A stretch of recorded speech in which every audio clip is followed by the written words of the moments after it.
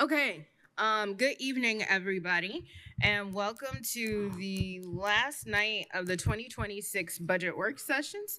Today is Thursday, September 11th, 2025, and I apologize for my tardiness. Here in the Nat U Hill room, we have counselors to my right, David Henry, Peter Iverson, Kate Wilt, and Liz Feidel. We do not have counselors Decker or Hawk virtually or in person. So we will continue to go ahead with our agenda or with our business of the night. So, item number 2 is the adoption of tonight's agenda. Is anybody wishing to make any type of amendments to tonight's agenda? And seeing no heads or head shaking as a no, and because there is a quorum and nobody is online, we can do a voice vote. Yay. Okay, so all those in favor of approving tonight's agenda as presented signify by saying aye. Aye. All those opposed, same sign. All right, motion carries. Okay, so this is going to be the last time that I get to say this for the 2026 budget work sessions. So again, this is not final, and councils, just like the other previous 5 nights, we've listened to the Monroe County Department bring forth their 2026 agendas, their budgets, and present to them. Again, as a final reminder for this evening, every department that will be coming forth to the council will have a timer, and so you have a time frame, and those will be on the television screens that are around the Nat U Hill room. And once your time is up, you will be reminded that your time is up. And then again, as we've been doing previously, I just ask council members to stick to budget items related questions. Again, this is not final. However, the public hearing is scheduled for Tuesday, September 30th, starting at 5 p.m. And the budget final adoption meeting will be on Tuesday, October 14th at 5 o'clock as well. All right. So, as we have also been doing, we've been looking to the auditor's office to give an update on some of the things that we've been doing here. And so, again, we have from the auditor's office, Ms. Carly Woodruff. And so I'm going to give her the floor before we start tonight's meeting. Welcome. Good evening, Council. I'm going to go ahead and share my screen with you. This shows that same document we showed last night. It has a simple calculation for the current deficit. This is across all funds that are in budget projection, and this information is pulled from Gateway. As of right now, across all funds, we have roughly $8.151 million in deficit. If we do a deep dive into our levy funds, you can see that the updated deficit amount is $11,195,723. These are reflective of the changes from last night's meeting. We've also gone ahead and added the cheat sheet information to this document, and it shows you what the minimum fund balances are per our ordinance, as well as the 2025 levy, so you can compare.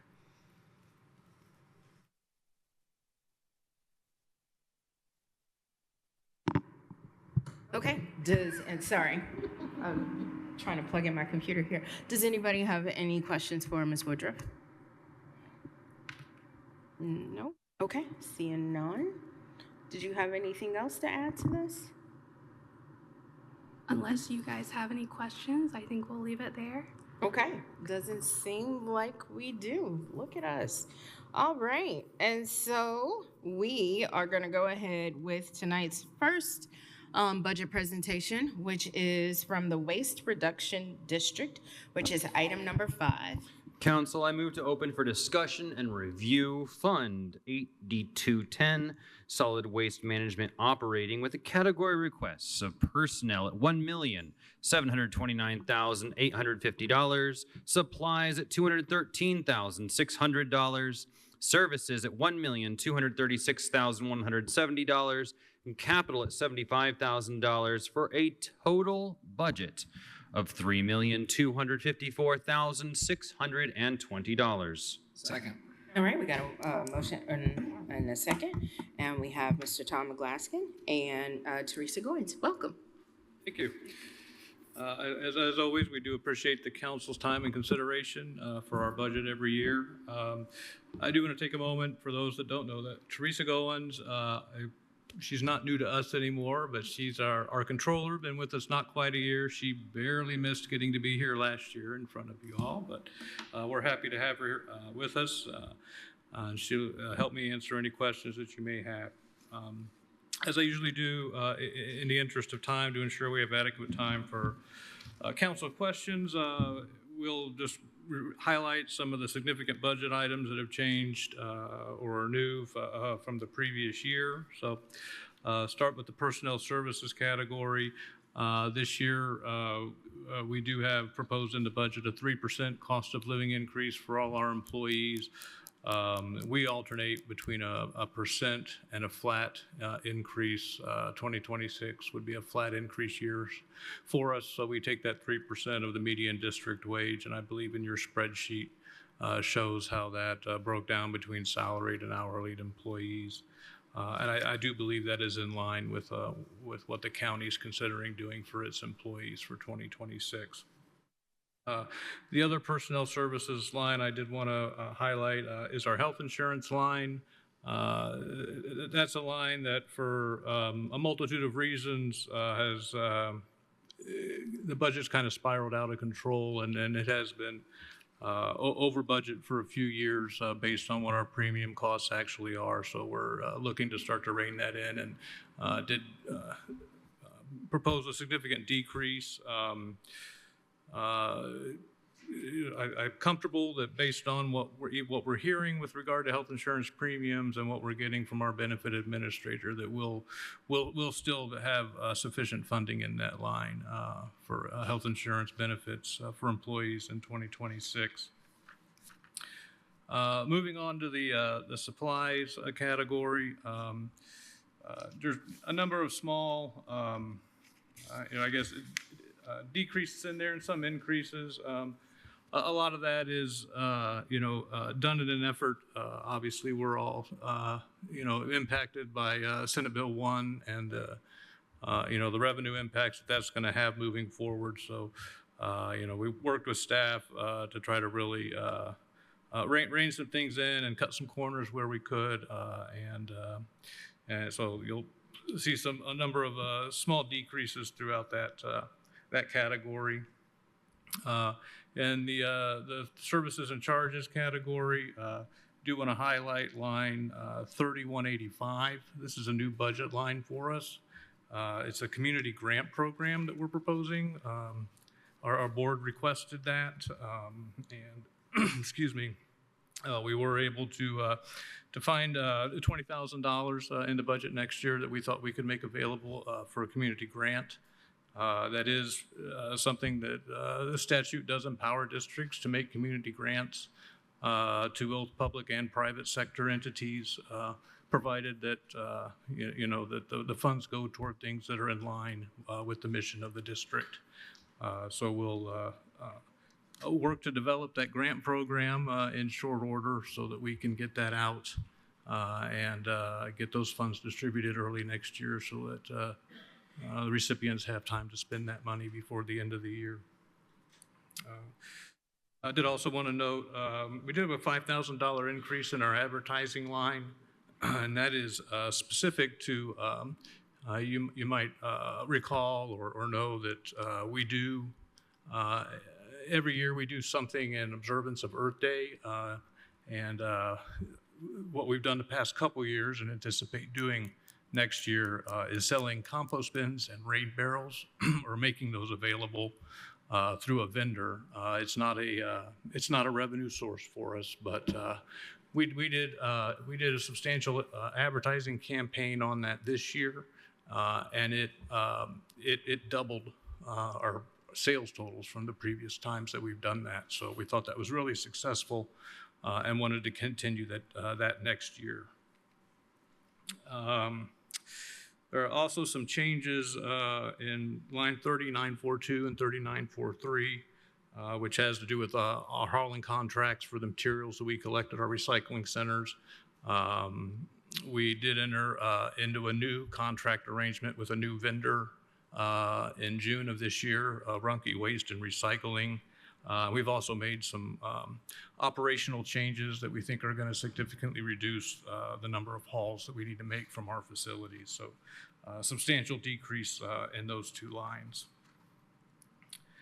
And then lastly, in the capitals category, you might recall we had $120,000 budgeted to replace 2 of the box trucks we use for our Green Business Network recycling routes for this year. And next year, we have a $50,000 appropriation proposed to get a new administration and outreach vehicle. The current vehicle being used for those purposes is about 20 years old. It's still plugging away and doing its job, but it is something that we need to look at getting replaced, and also have budgeted $15,000 to purchase a dump trailer. Every year, at least once, if not twice a year, we have to redo gravel at our recycling centers outside the city of Bloomington, and thought we could save a significant amount of money if we were able to deliver that material to the sites ourselves rather than paying a trunking company to do that. So for the operating fund, that's what I wanted to highlight. Happy to answer any questions. Okay, thank you very much for that. And I'm going to look over here to my right, see if anybody has any questions. Councilor Iverson. Thank you both for being here. Your budgets look like the ones we've been looking at for the past 5 nights. Reductions in almost every line. This is a tough time, and we know what you're going through. My question to you is, you'd previously come before us to talk about some municipal composting initiatives that you were pursuing. Is that in this budget or in another budget? No, we do still have in our other professional, no, it's in our consultant line. We do still have, well, the line is total is $27,000, but about $20,000 of that is earmarked for composting initiatives moving into next year. And are those still located predominantly in multi-dweller unit? The current program is focused on apartment complexes, multi-dwelling complexes, facilities. We did this year implement what we're called an organic waste task force that's also looking at some neighborhood-centric composting programs that we might try to expand on in 2026. That's exciting. Great. I'm glad that that survived the cuts, at least this year. All right, anybody else on this side have any questions? And looking over here to my left, Councilor Wiltz. I don't have any questions. I just wanted to endorse this budget in terms of I'm the liaison and I sit on the board.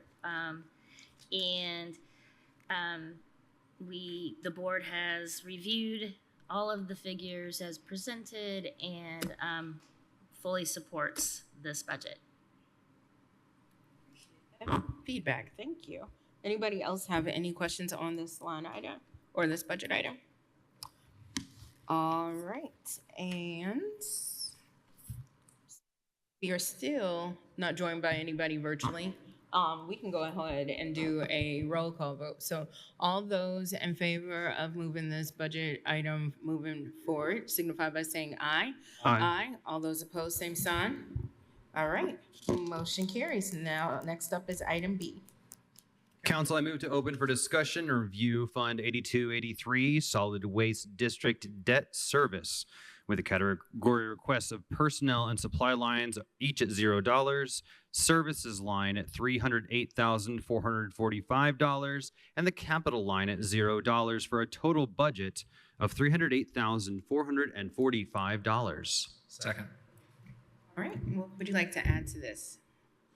Well, this one got interesting for us this year. So that everybody's aware, the final payment of our debt service is due in February of 2027. And in our workshop with DLGF this year, they explained that the state views the tax disbursements as covering the two payments for that year. So we make a payment in February and a payment in September. We get a disbursement in June and December. So the December disbursement that we get this year is going to leave us with a significant end-of-year balance. That impacts the tax levy that they're willing to assess for 2026. And in 2027, they will look for the December 2027 tax disbursement to balance that fund, even though we'll make our final payment in February. So you do see in there, if you see the revenues, we do have a significant shortfall in that budget. Now, thankfully, we have adequate cash reserves that the operating fund will make loans to that fund to make sure that all the payments are covered and we don't default.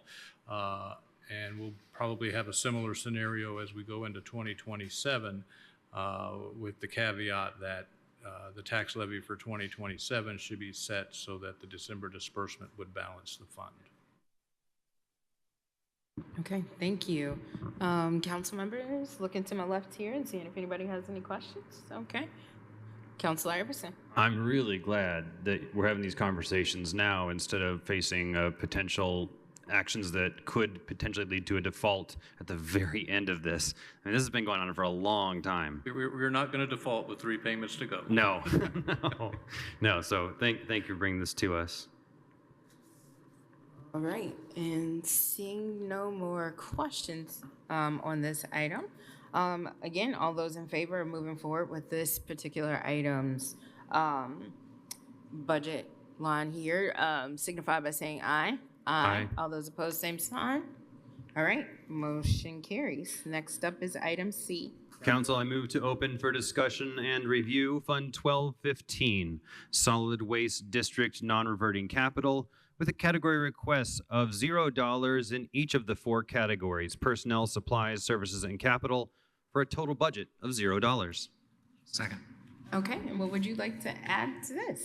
This is something that we do every year. We have the cumulative capital fund. It has an insignificant balance of about $43,000 in it, but DLGF advised some years ago that it would be in our best interest to go ahead and adopt a zero-sum budget. So the budget's on file, and that way if something were to happen and we needed to appropriate money out of that fund, it would save some time and steps having the budget on file. Okay. All right, I'm looking over here to my right, seeing none? No. Got us stumped. All right. So, all those in favor of moving forward with this item, please signify by saying aye. Aye. Aye. All those opposed, same sign. All right, motion carries. And that's it. That was easy. Thank you. Thank you. All right, next up is item number 6, which is from the Monroe Fire Protection District.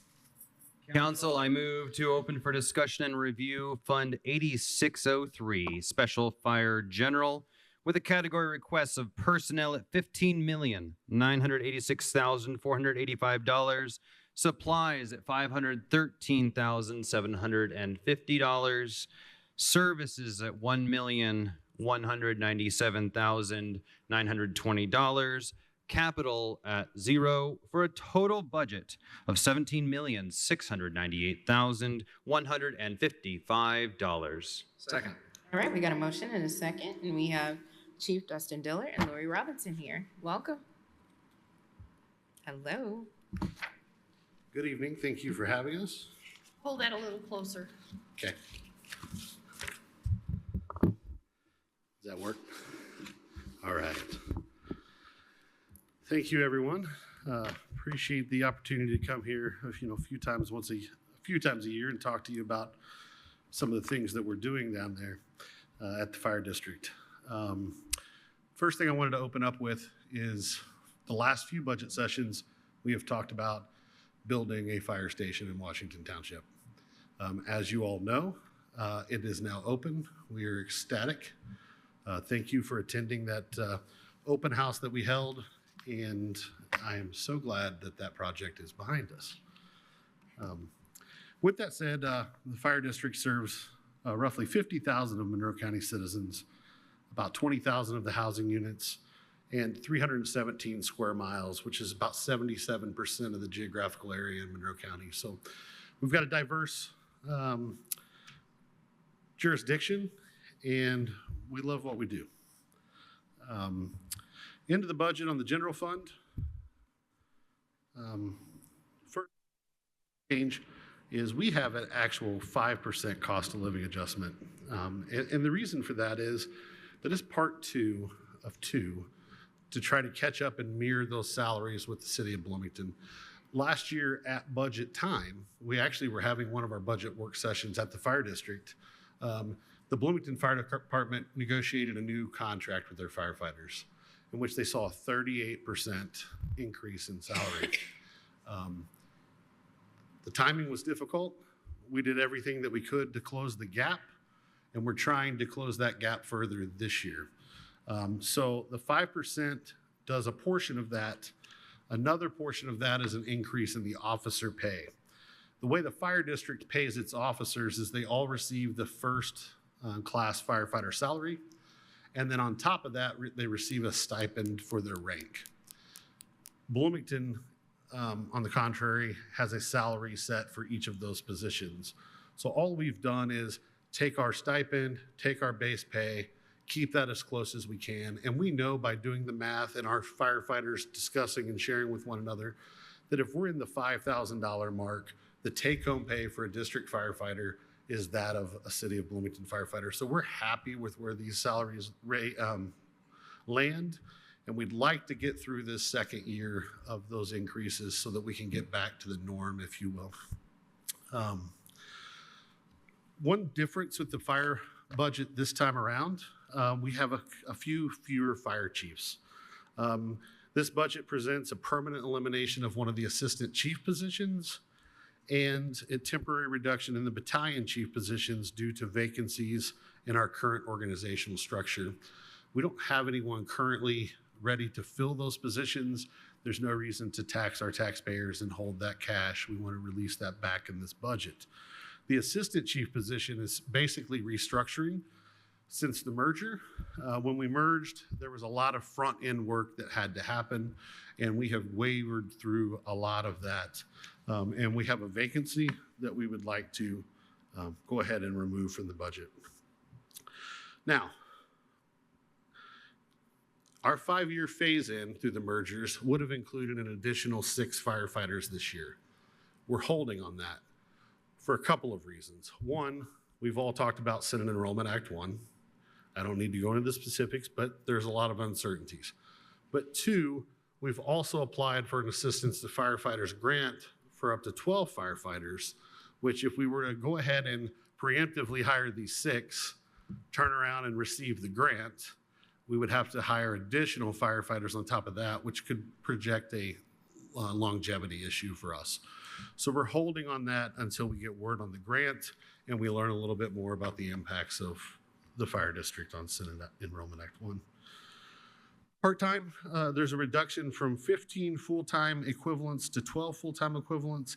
This is part of the phase-in plan, and it would have been to offset by adding career firefighters and lowering the full-time equivalents. This time, we're kind of looking at doing that for the same reasons as the battalion chiefs. We're not adding those additional firefighters this time around from the career side.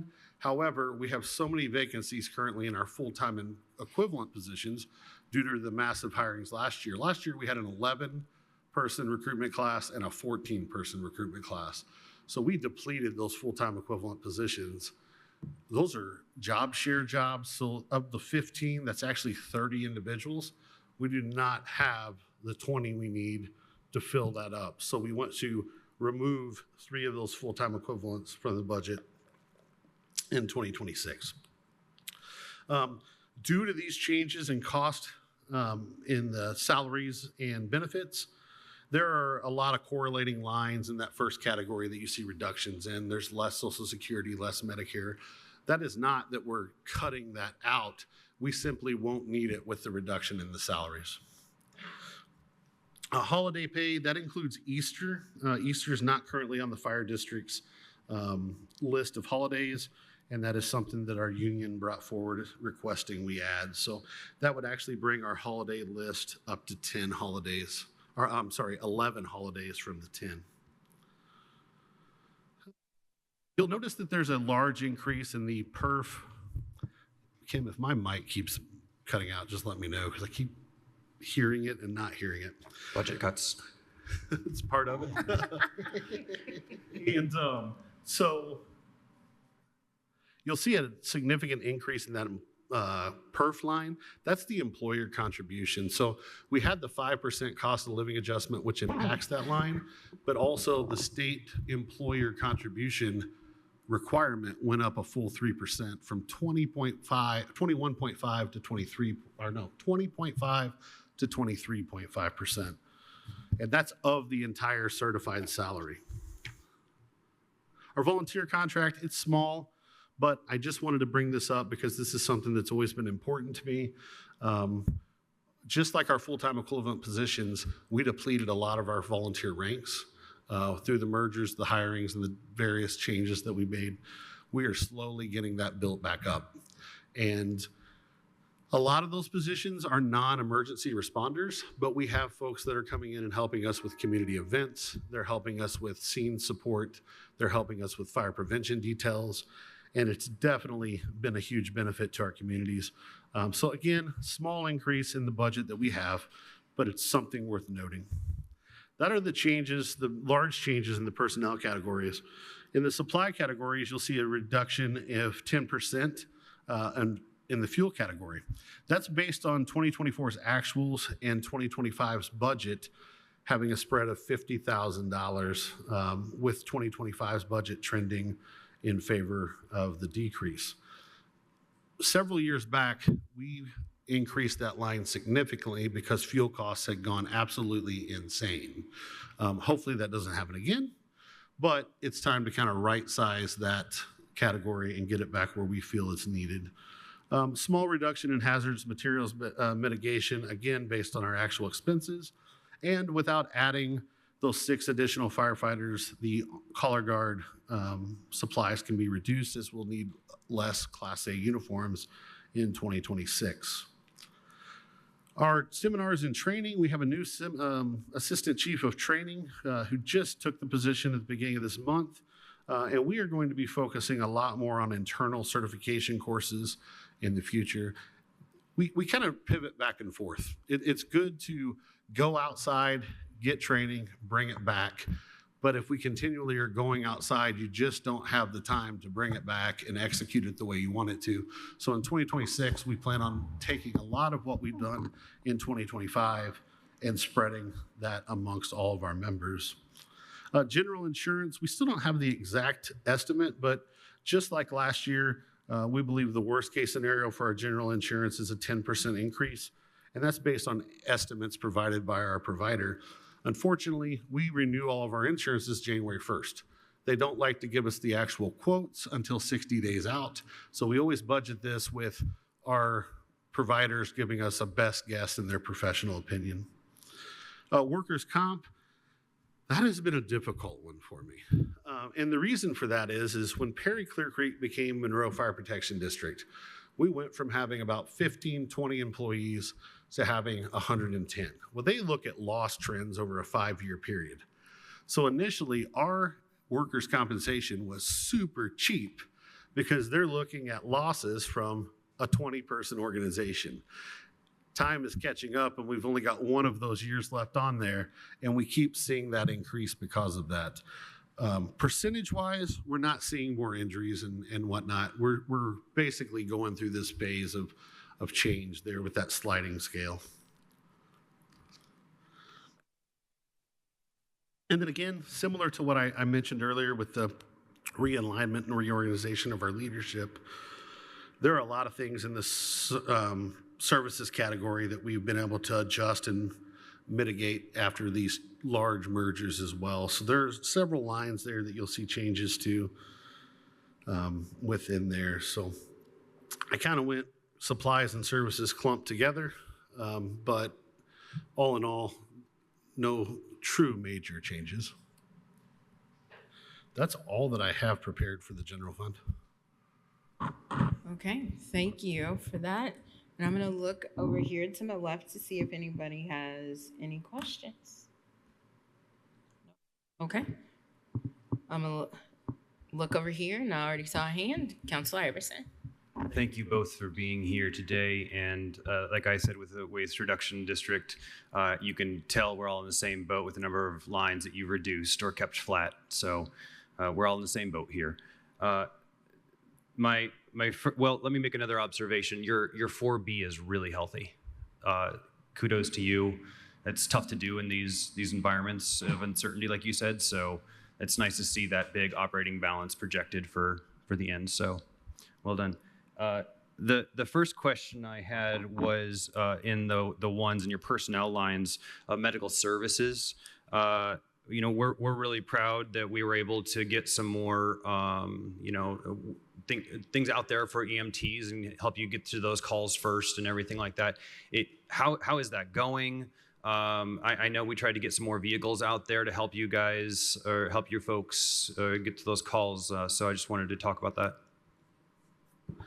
Yeah, so just kind of talking about the ambulance stuff, that really went into service in August of 2024.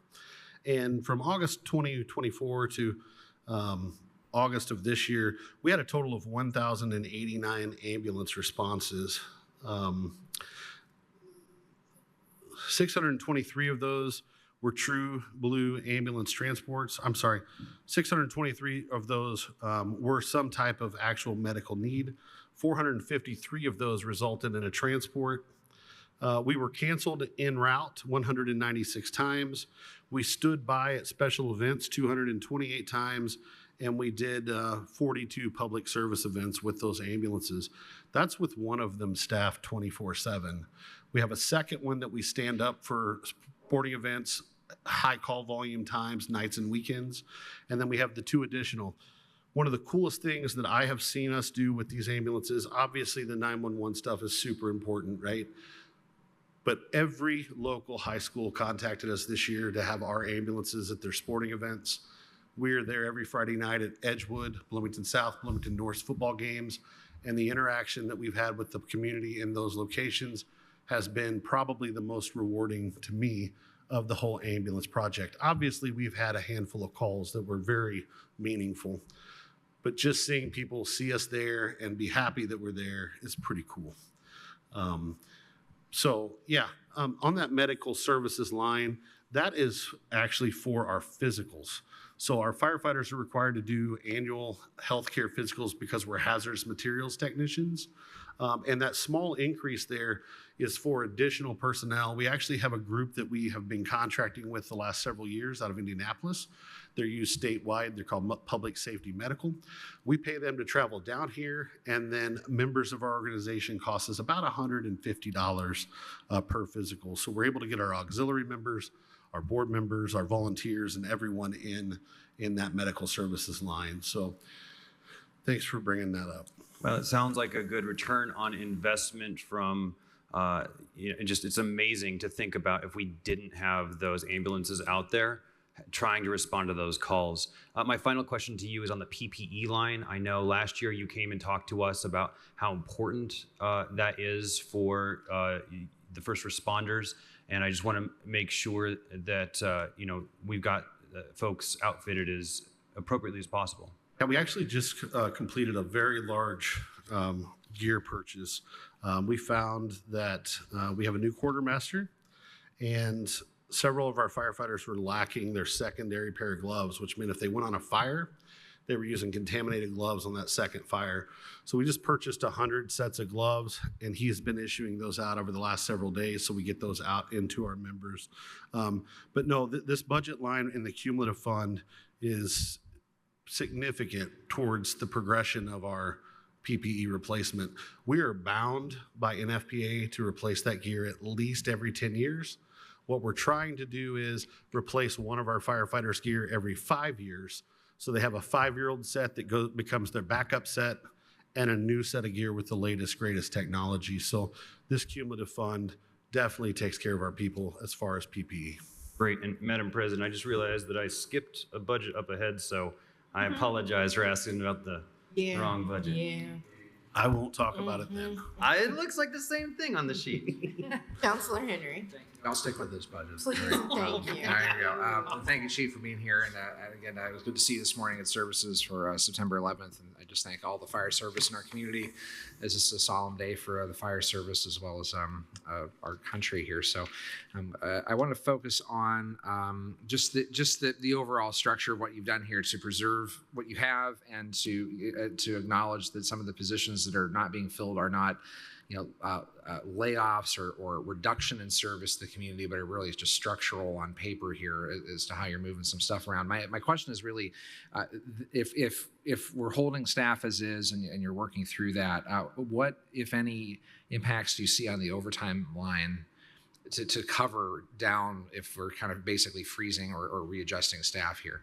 So our actuals for 2025 are pretty outrageous in the overtime line. And the reason for that is truly the lack of full-time equivalent firefighters.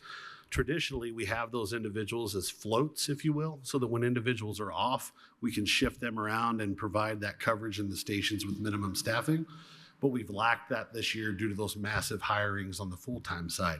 So our overtime line has been unusually high this year because we are filling a lot more shifts with overtime and not full-time equivalents. And the hope is that, the way you structured it for this year When budget season's over, we are going to focus very hard on recruitment and retention. Got it. Thank you, sir. All right, looking over here and seeing if anybody has any questions. Counselor Wiltz. Yeah, thank you. I appreciate all of the things that you all have been doing in the community. It has been noticeable, just as a member of the community. So seeing you out and about more and more has been really nice, And I do just have a question. Counselor Iverson brought up your 4 Bs, and you do have operating balance that's perfectly healthy, predicted for next year. Your expenses, though, are more than your anticipated revenues in at least 1, maybe 2 of the funds. And I'm curious how you see that trending. Is that something that is unusual, or how are you managing that? Hi, Lori Robinson here. Over the past 3 years, we've worked towards not expending all of our budgets and maintaining a little bit of a percentage each year so that we could build our operating balance, not only for such a time as this when taxes are taking a shift, but also for the ending of our grant that we had. So we knew that at the end of a 3-year grant that we were going to have to recapture all those costs of our firefighters so that we didn't have any layoffs, which is the last thing that we would want. So we focus on keeping our operating balance at a higher level for both of those reasons. At the end of this year, you can see that we may end up the year with about 5.9 million. At the end of next year, we'd be at 3.3. So we are utilizing that operating balance that we've saved over the last few years to help pick up the additional cost of these expenses. You anticipate that maybe shifting as we figure out the new landscape for revenue and that kind of thing? Absolutely. We don't believe that living off of the cash is going to be more than a 1-year thing. We'll have to make adjustments for 2027's budget if things don't look a little brighter. Well, I think it's already been said. We're in the same boat. So I was just curious how you were looking at it. Thank you. Well, any other further questions on this? Okay, so all those in favor of moving forward with the department's line item or budget here, please signify by saying aye. Aye. All those opposed, same sign. All right, motion carries. Next up is item B. Council, I move to open for discussion and review Fund 8691, Special Fire, Cumulative Fire, with the category requests of personnel at $0, supplies at $0, services at $1,401,932, capital at $0, for a total budget of $1,401,932. Second. All right, and what would you like to add to this item? Okay. Hi, I'm Dustin Dillard. So hey, our cumulative budget is pretty short and sweet. We use that to replace all apparatus, all cumulative capital equipment that we have. We use that to build fire stations, remodel fire stations. But there's some exciting stuff in this cumulative fund, to be honest with you. One, as Councilor Iverson mentioned, the PPE line, we've gotten that where we need it to be in 2025, and we've adjusted that for 2026 for the expected cost increases of that necessary equipment. But something really cool, as we enter these days of uncertainty, our cumulative operating balance has been built up substantially. And we are going to utilize some of that to pay off Station 21's mortgage, Rescue 22, and Engine 22 for a couple of reasons. One, we've got the ability to do it because of the cash reserves that we've built up. And two, it's not only going to save interest on those loans over the next 3 years, but it's going to free up money in the cumulative fund for us to rely on if cuts are deeper to that general fund in 2027. So that's part of the cash discussion that we're having, was freeing up funds elsewhere. And this budget does that as well. So it's pretty straight and narrow for a 9-line budget. So that's all I have. Okay, thank you. Looking over here and seeing if anybody has any questions. No? Okay. On Don't look at me like this? that. Don't look at me Okay, like that. all right. So all those in favor of moving forward with the 2026 Special Fire Cumulative Fire Fund budget request signify by saying aye. Aye. All those opposed, same sign. All right, motion carries. Next up is item C, rainy day. Council, I move to open for discussion and review Fund 0061 Rainy Day with the category requests of personnel at 0, supplies at 0, services at 0, and the capital line at $1,700,000 for a total budget of $1,700,000. Second. What would you like to add to this? So again, this one's pretty straightforward. We've got one line for apparatus purchase. That apparatus purchase is actually for 2 pieces of valuable equipment. One is Marine 21. It is the fire suppression and EMS watercraft at Station 21 that provides coverage to all of Lake Monroe. Not just the surface, but the residential areas, the Four Winds, the marinas, and all of that. The boat that we have now is approximately 25, 30 years old. It's not necessarily designed for Lake Monroe. It's a flat bottom jet drive boat.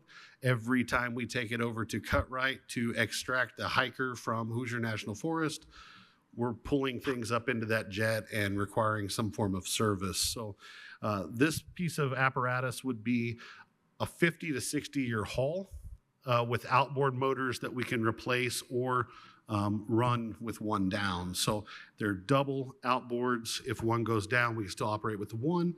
It also has a small motor and a fire pump identical to our fire apparatus, so our folks can repair that piece of equipment. This is just a lot more functional piece of equipment and a lot more common sense for our applications and our maintenance capabilities. The second piece is a fire engine. We have not bought a single piece of firefighting equipment since the merger. When we had that coat of many colors, is what I call it, come in with equipment, we have really needed to evaluate the fleet, what apparatuses had been well taken care of, which apparatuses needed service. And over the last several years, we've gotten those in fairly stable condition, but it's time to start replacing some of those. And this rainy day fund does that. So again, the rainy day fund has been funded. One, it initially started several years back. I think it was 2016, 2017, when we all got these surprise surplus revenue funds from the state of Indiana, and it was required to go into a rainy day fund. We established our rainy day fund then. We have not spent a dime out of it since. So these are saved up funds. Again, what I'm happy with this is when we went through the merger, those of you who were a part of that process, attended those meetings, you know that I tried to tell people we're going to minimize the amount of loans that we get. We not want a bond. We want to use that cumulative to not charge interest. And we're doing that outright with both of these pieces of equipment. $1.7 million with a loan over 5, 6, 7 years. That's a sizable amount of money. Another way that we feel more comfortable going into next year is knowing that we don't have those debts.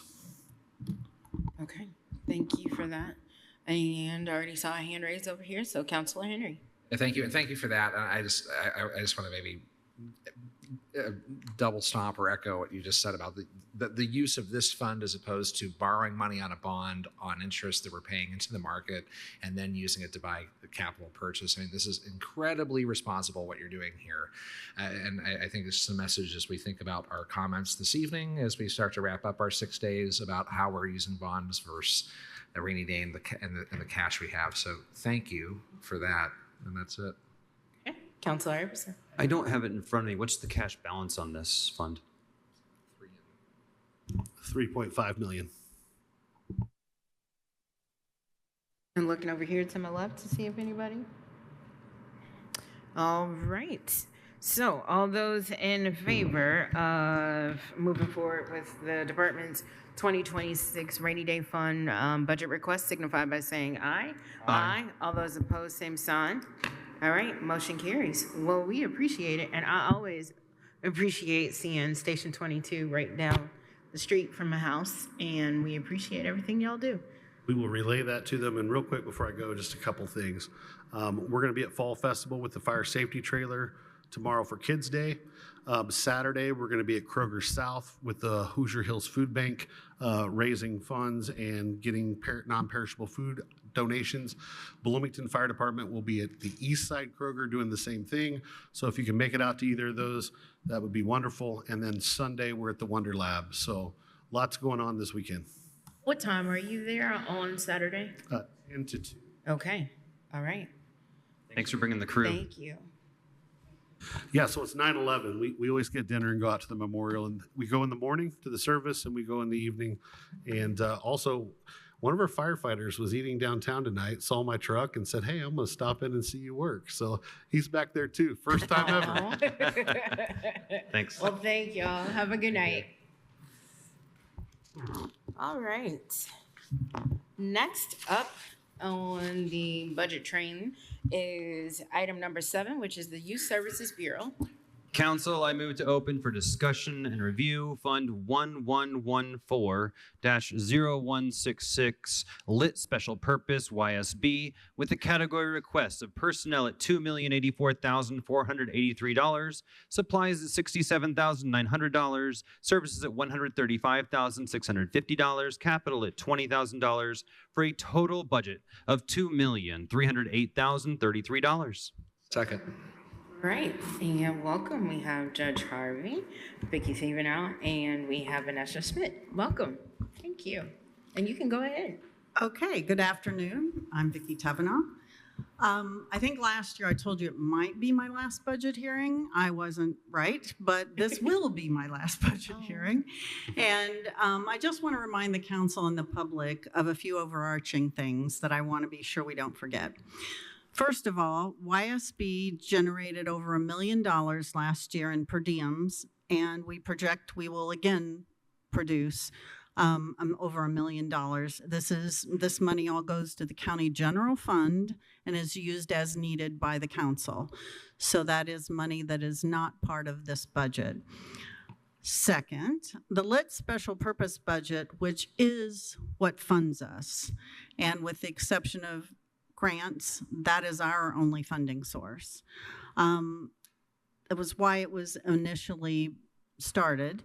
And it's beginning to, a lot of people, a lot of different agencies are starting to take money out of this. And I just want to remind us all that we need to keep an eye on it. We need to be sure that we do projections regularly so it's sustainable, because we would not be able to function without it. So just a friendly reminder. I also wanted to point out that YSB has been fiscally conservative always. You have not ever seen us come in for an additional appropriation in my tenure, and I've been the director since 2016. We come in to appropriate grants, but we haven't ever asked for more money.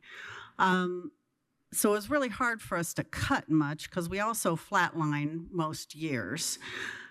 But we decided, did all of you read the email from us today that came this morning? If you didn't, I'm going to talk briefly about that. We really reviewed to see needs versus wants and what could we sacrifice or where else could we possibly cut for tonight, because I know it's something that needs to be done. So we have asked that we give up for 2026 the Monroe County Childhood Conditions Summit this is our 10th year for 2025.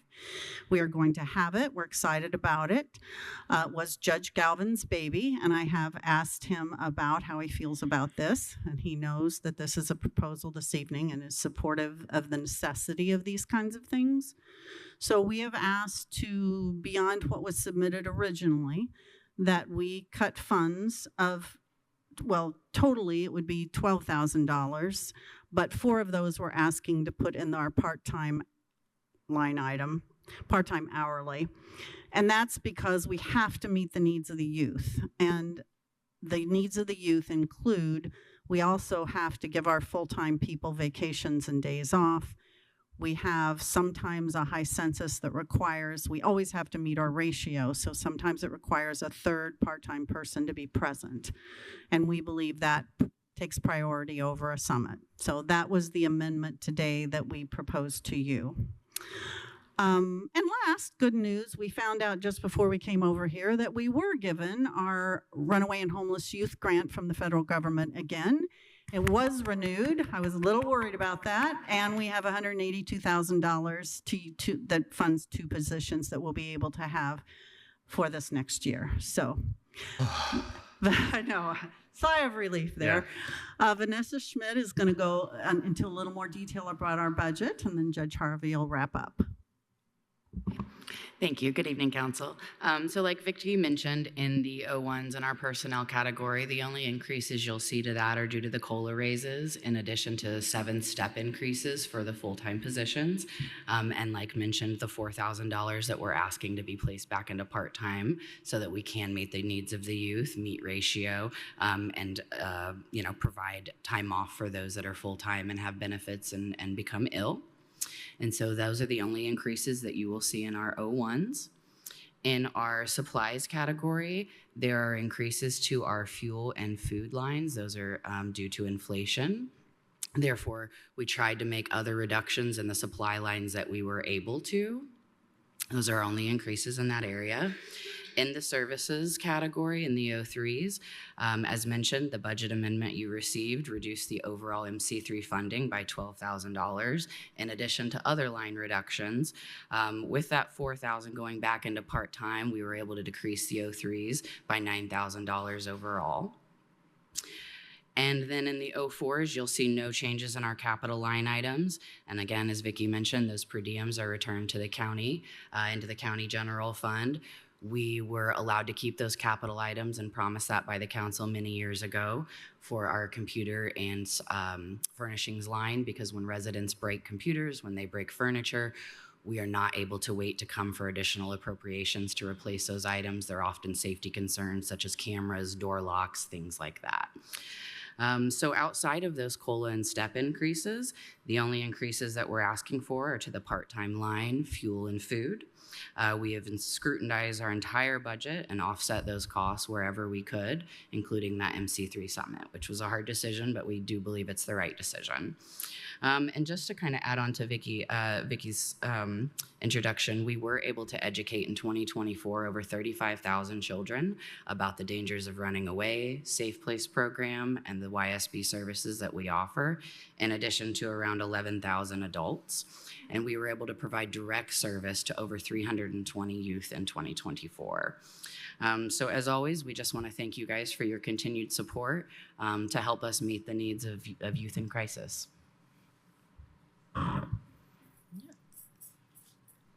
Okay. I get to be a cheerleader right now. First of all, one thing that Vicki did not mention is that today she had an audit from DCS with no problems, and that is another one of those very important things that the staff work tremendously hard.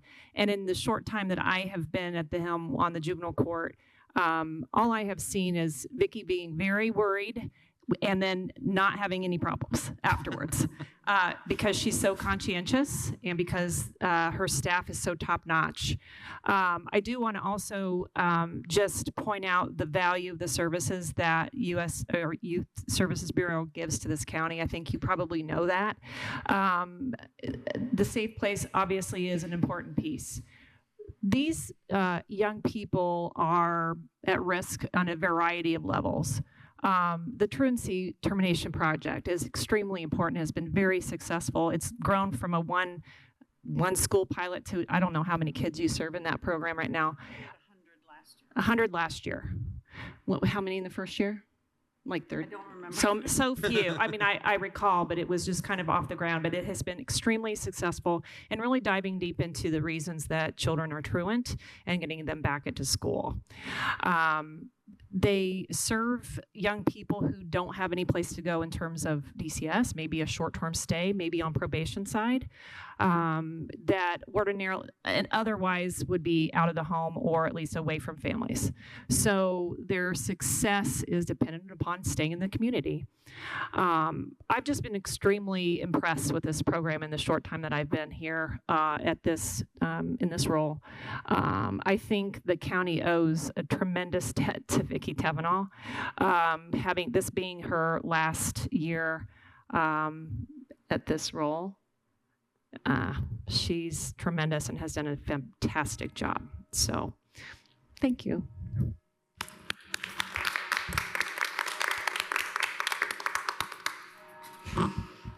That's hard to follow.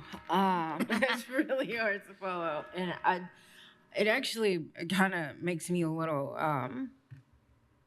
emotional because hearing the fact that you have to cut MC3 because I know people who have gone to that. I know my daughter actually presented a couple of years ago as well, and I know that there are some family members and some students who have gone through YSB and have used the services and still are moving through and are on the up and up because of the care that you all have presented to them. So I just want to say thank you for that. In addition to that, I do, if this is your last official budget, which it sounds like it is, then definitely another round of applause goes to you because it's clear through listening to Judge Harvey and every time we hear something about YSB, it's like we see your face and you are just so amazing at your job and what you do. So I definitely appreciate it and well deserved. Hopefully, when is your last? Do you know? I haven't announced a date, but it'll be early next year. Okay. Well, hope you keep us in mind when you announce it because we definitely want to make sure we give you another kudos before your official send-off. So my question to you before I look over to my other council members here is there any way, so because you're doing the summit this year and then next year it's basically it will be no more. Is there a potential of maybe like partnering with other people to like keep it afloat? It is my hope that we could collaborate with either IU or other local agencies and do a joint venture that would accomplish the same goals, allow us all to come together, do the same level of education that we've done, and have youth presenters and all of the things that summit has provided, and do that in just a different way. And then the result isn't the county only funding it. It would be a joint effort in the community. So maybe it could even grow. Who knows? Okay. But yes, we had to cut it out for 2026, but I didn't want it to die. And we're just starting to brainstorm because we just made this recommendation for next year. Remind me how long it's been going on, the Childhood Summit. It's 10 years, correct? 10, yeah. Okay. And in these discussions too, I had the same concern. And I think there's room for smaller focused groups too throughout the year. We still have some training budget here. partnering with different agencies on just a smaller group basis. We have a fantastic space over at YSB.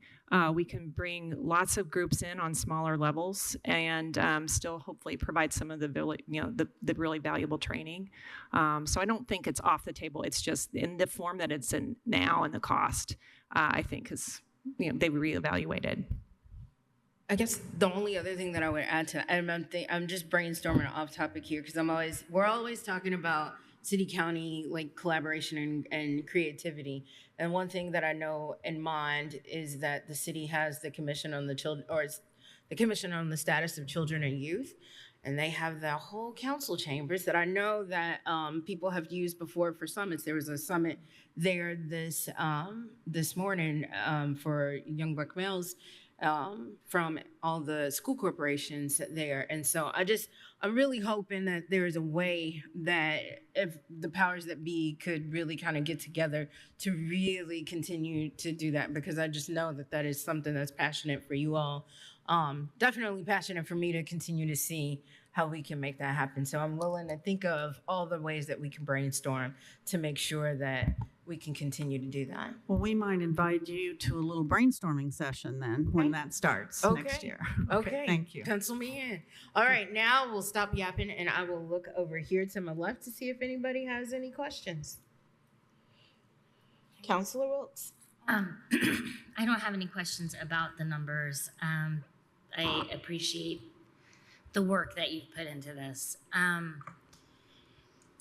But I think that, this isn't the first or the last time we're going to be looking at a budget in lit special purpose. And I think it's something that we need to say out loud, which is last year we cut the rate and said at the time we needed to take a look at it and possibly reinstate this year. And it's my opinion that that is something we should do.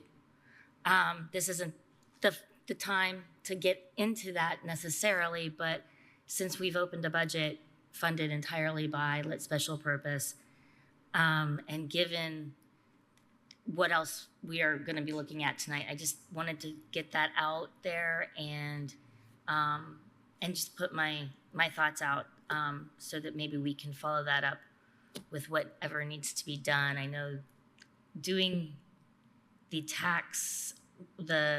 income tax rate change requires certain things to happen before October 1st, and it's September, so you're looking at me like I'm crazy, and I was hoping I'd be getting like thumbs up. October 31st. Oh, beautiful. We can just kick back.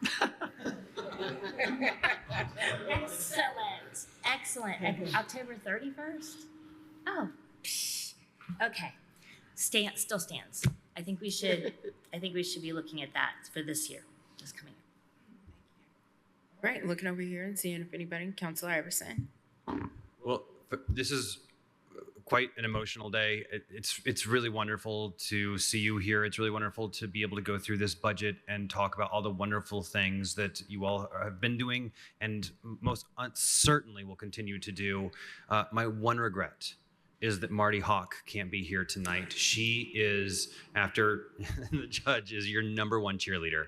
And she would really relish being here tonight to sing your praises. So when you make your announcement and you throw a party for her, let us know. I have 2 questions for you. One is about the numbers and one is about vacancies. I'll start with the numbers. I understand that we want to move funds into your part-time line, but as I'm looking at the budget, what line is the summit in?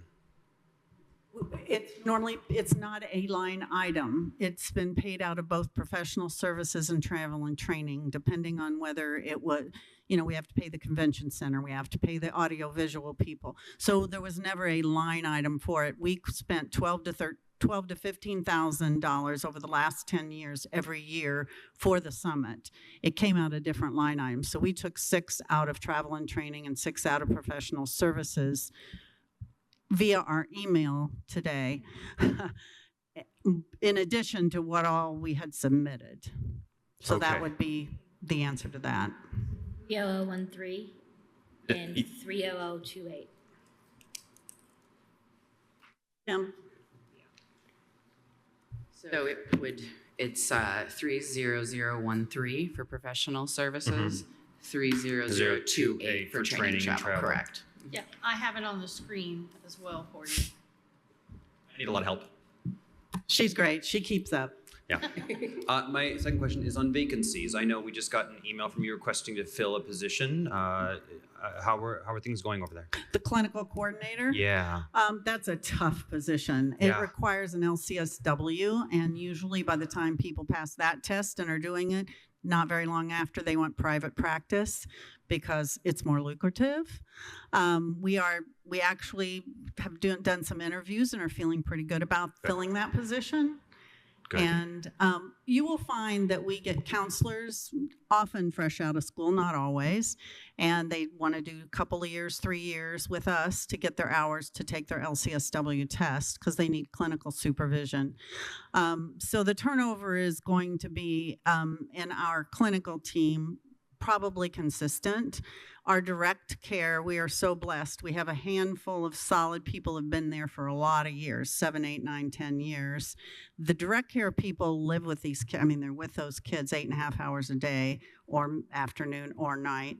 And if we don't get the part-time people to give them their days off, the benefits that they earn, it's easy to burn out in those positions. So we're going to have, and we also hire part-timers. Some of them are students, graduate students, or kids that eventually they finish their degrees and move on.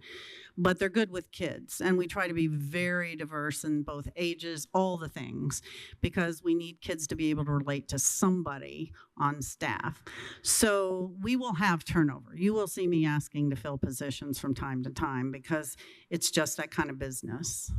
Did that answer your question? It did. Okay. We just want to make sure that you're not overwhelmed by the vacancies, but at the same time, as someone who is married to an LCSW, Yeah. I understand. They also serve on our license for the emergency shelter, which was contracted by DCS, so that's a very important position for us, so we will ensure that that gets filled. Anything we can do to help. Yep, thank you. All right. Anybody else have any questions? All right. And just for the record, Counselor Trent Decker is joining us. So, all right. So seeing no more questions, all those in Wait, favor. hold on. Oh, I've got some motions. oh, that's right. That's right. Okay. Yeah. Go for it. Council, I move to reduce line 01, or excuse me, that's not right. Let me get my numbers right. Council, I move to reduce line 30013 professional services by $6,000. Second. Okay. We got a motion and a second. And any further discussion on this? All right, seeing none, all those in favor of reducing line item 30013 by $6,000 signify by saying aye. Aye. All those opposed, same sign. All right, motion carries. I'm going to do this a little more expediently. Council, I move to reduce line 30028 by $6,000 and simultaneously add $4,000 to line 17801 part-time. Second. Okay, and we got a motion and a second. And are there any further discussions on that? Okay, seeing none, all those in favor of this motion signify by saying aye. Aye. Aye. All those opposed, same sign. All right, motion carries. And so, as we've done before, when we have these amendments, I'll look to Kim Schill to see what our new grand total is before we move forward. In the personnel line, we have a new total of $2,088,483. There's no change in the supplies. New total for the services line is $123,650. No change in the capital for a new budget total of $2,300,033. Okay. All right. And so All those in favor of moving forward with the department's 26 lit special purpose fund request signify by saying aye. Aye. All those opposed, same sign. All right, motion carries. Thank you very much and have a good night.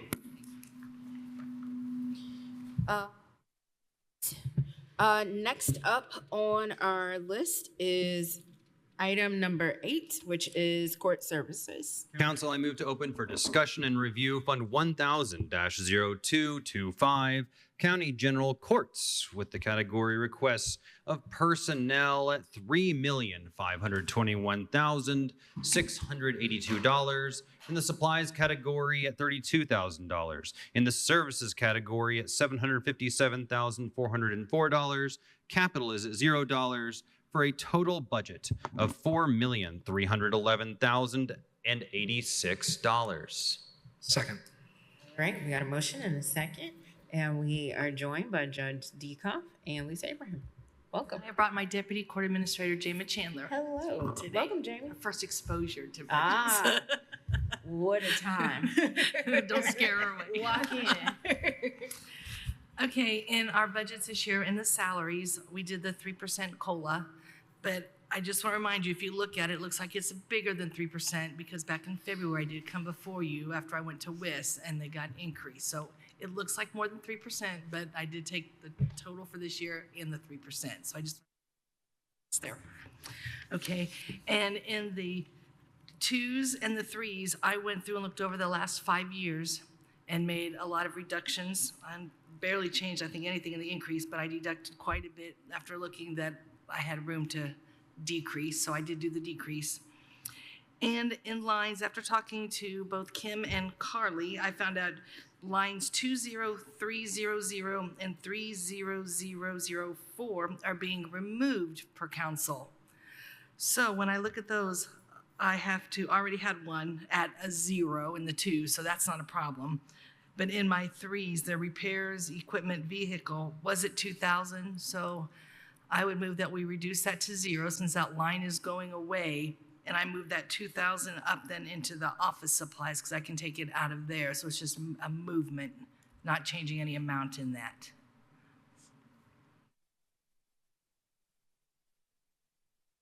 Everything else, like I said, it stayed the same or basically went down. Okay. All right. And so basically what you're saying, so in that 30004, reduce that to 0, but taking what we have there and moving that to the office supply line. Yes, to Okay. 20001 office supplies. Okay. Okay. All right. And does anybody have any questions on this particular budget? Looking over here to my right, Councilor Henry. Thank you. Yeah, thank you for the work on this one. I'm going to the line item we've talked about with just about everybody is the training and travel line, the 30028 for you. The 3-year average on the travel looks like about 6,800 over a 3-year period, and then it's 12 and 60 this year. Can you walk me through the travel line item?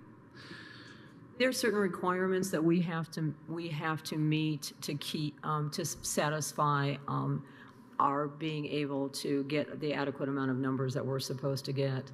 So we have it at 12,000. We discussed lowering it to 10,000 as opposed to 12,000, but we believe that at least $1,000 a judge is appropriate simply because there are conferences we have to attend.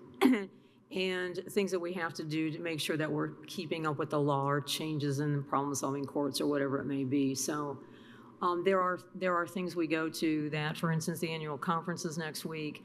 The Supreme Court will cover the cost of the hotel for the actual 2 days that we're there, and that type of thing. So we've looked at it, but we do try to be judicious about using it.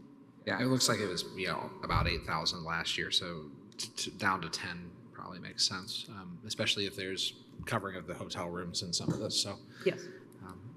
Okay, that's it. Okay. Councilor Iverson. I have a question on juvenile detention line in your 3s. That's 32218. You reduced that by a significant amount. Why? When I looked over the numbers, I even discussed it with Judge Harvey, since that affects her, that over the last 5 years, it has drastically gone down. I even had, let me get my cheat sheet here. When I looked over the last 5 years. You don't have to hurry. You've got 20 minutes. Last year, I still had, with my June attention, I only used $69,000 in change last year out of $300,000. The year before that was $82,000 out of $300,000. The year before that was $107,000 out of $300,000. So as you see, it keeps going down, down, down. Right. So after talking to her this year, it is a little bit higher. I could be $100,000 plus this year, just it went up. So that's why we decided that we could lose $100,000 and we should still be fine. Yeah. And that's wonderful.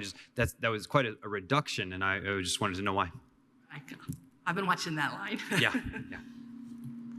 Okay, and I'm gonna look over here to my left to see if anybody has any questions. Councilor Decker. We don't often get good news in these parts. I suspect you have similar sentiments, but I don't want to speak for you.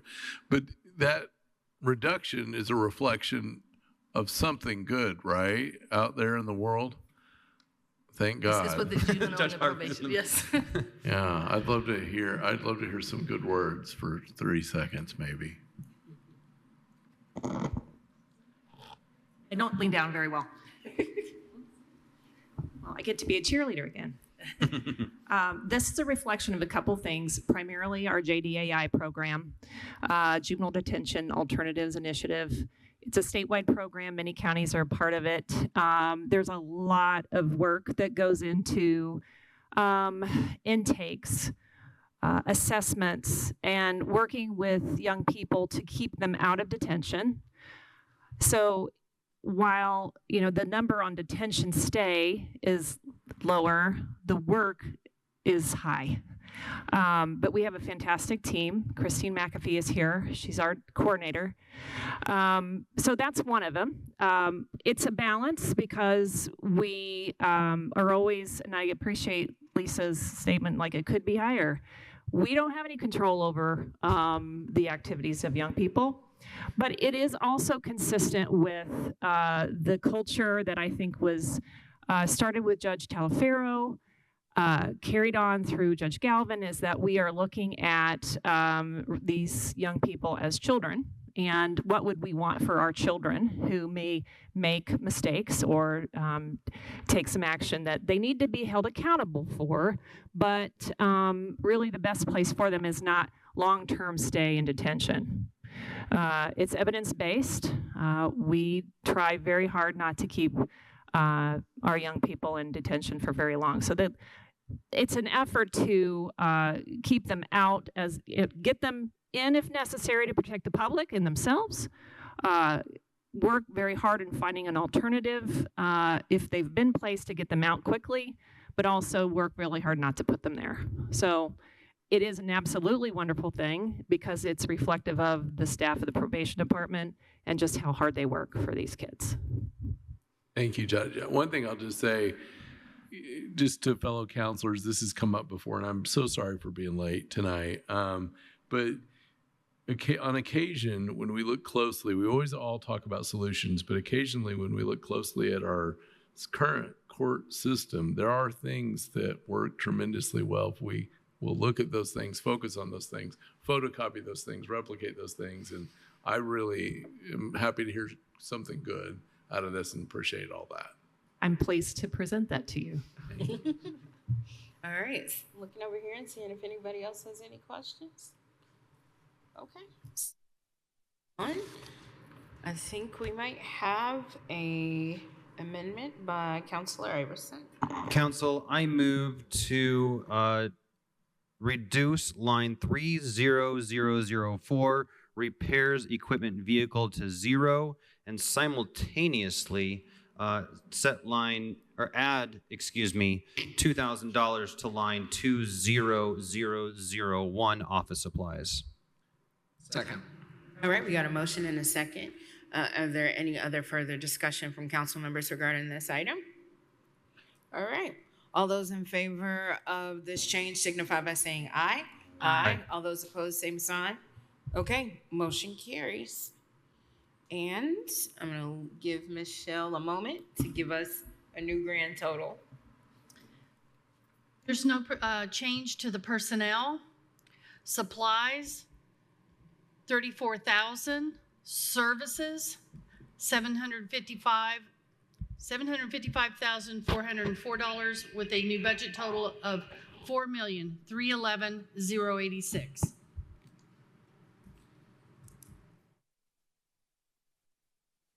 Okay. Madam President, I have a second motion here. We missed it.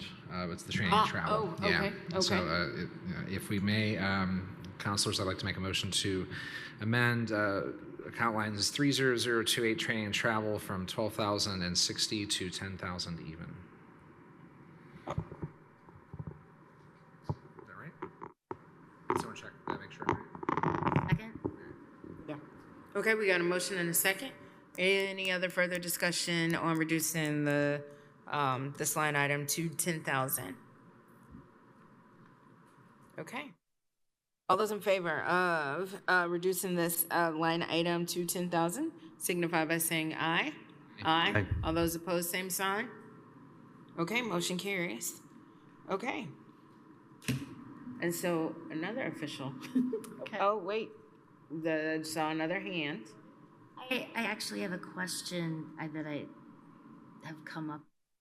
Okay. Can I change the subject and ask them a question about a different line? Sure. About the part-time line, and I should know this because I've met with you all, but it's, I think, at 50, is that correct? I'm looking at multiple documents, and I'm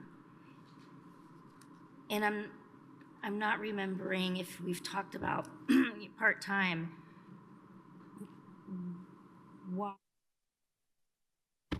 Why it's set quite so high, given the utilization over the past several years. In the past, that has covered 2 of my part-time bailiffs, and our info coordinator spot comes out of part-time, and it takes all of the law clerks for all of our judges throughout the entire year. We never know semester to semester how many we're going to have. I think we have like 5 right now for this semester. So, 7. Sorry, 7. Jamie's in charge of that. So that's why that is higher. We're not needing any part-time bailiffs right now. We're full, but we do have a gentleman that has retired and said anytime if we need him to that he would come back if we get shorthanded. So that's why that's there. Does look like you've not fully utilized it though? Is that something that could be reduced? I mean, if we can reduce it, it's one of those, if it gets to a certain level, I come back for an additional, or we would have to either tell the judges that they need to lose a law clerk, or I have to tell my info coordinator we have to cut her hours. Well, I'm not suggesting that. Right. It's just that if the need hasn't changed from previous years and the utilization, what I'm looking at over the past several budgets is that in 2024, you spent about 26,000. In 23, 35,000. No, 28, I mean. It was up in 22 to just 39,000. So a lot of that, Okay, after I talk to Chica, how about we try 40,000 and let's. Fine. Yeah, We'll just see how it goes from there. Like I said, some of our interns do paid, some have started doing volunteer, but we never know. Right. But we can go 40 and we'll just monitor it next year and see.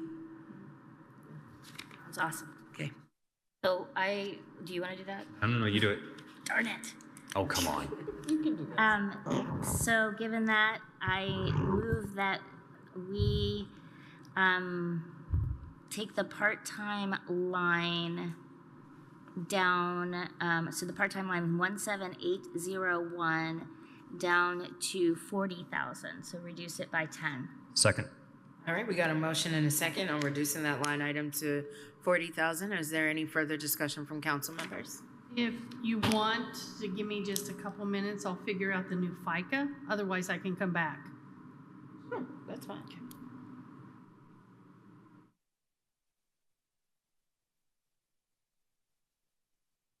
While we are waiting, And we don't have any Jeopardy music. Does anybody else have any other questions related to this item? No?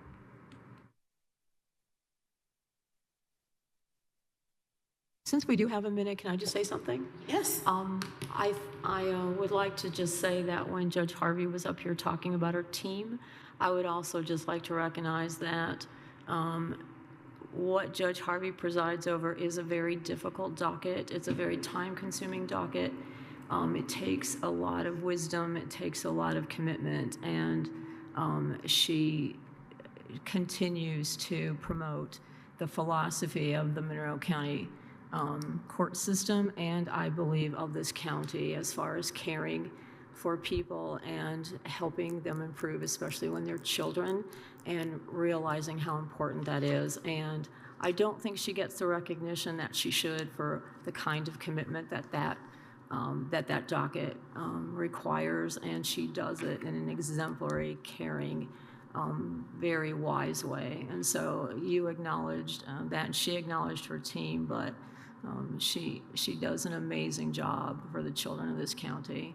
And I just wanted to, since we had a minute, just be able to say that, so thank you. Yes, kudos. Yeah. New FICA amount would be $221,653.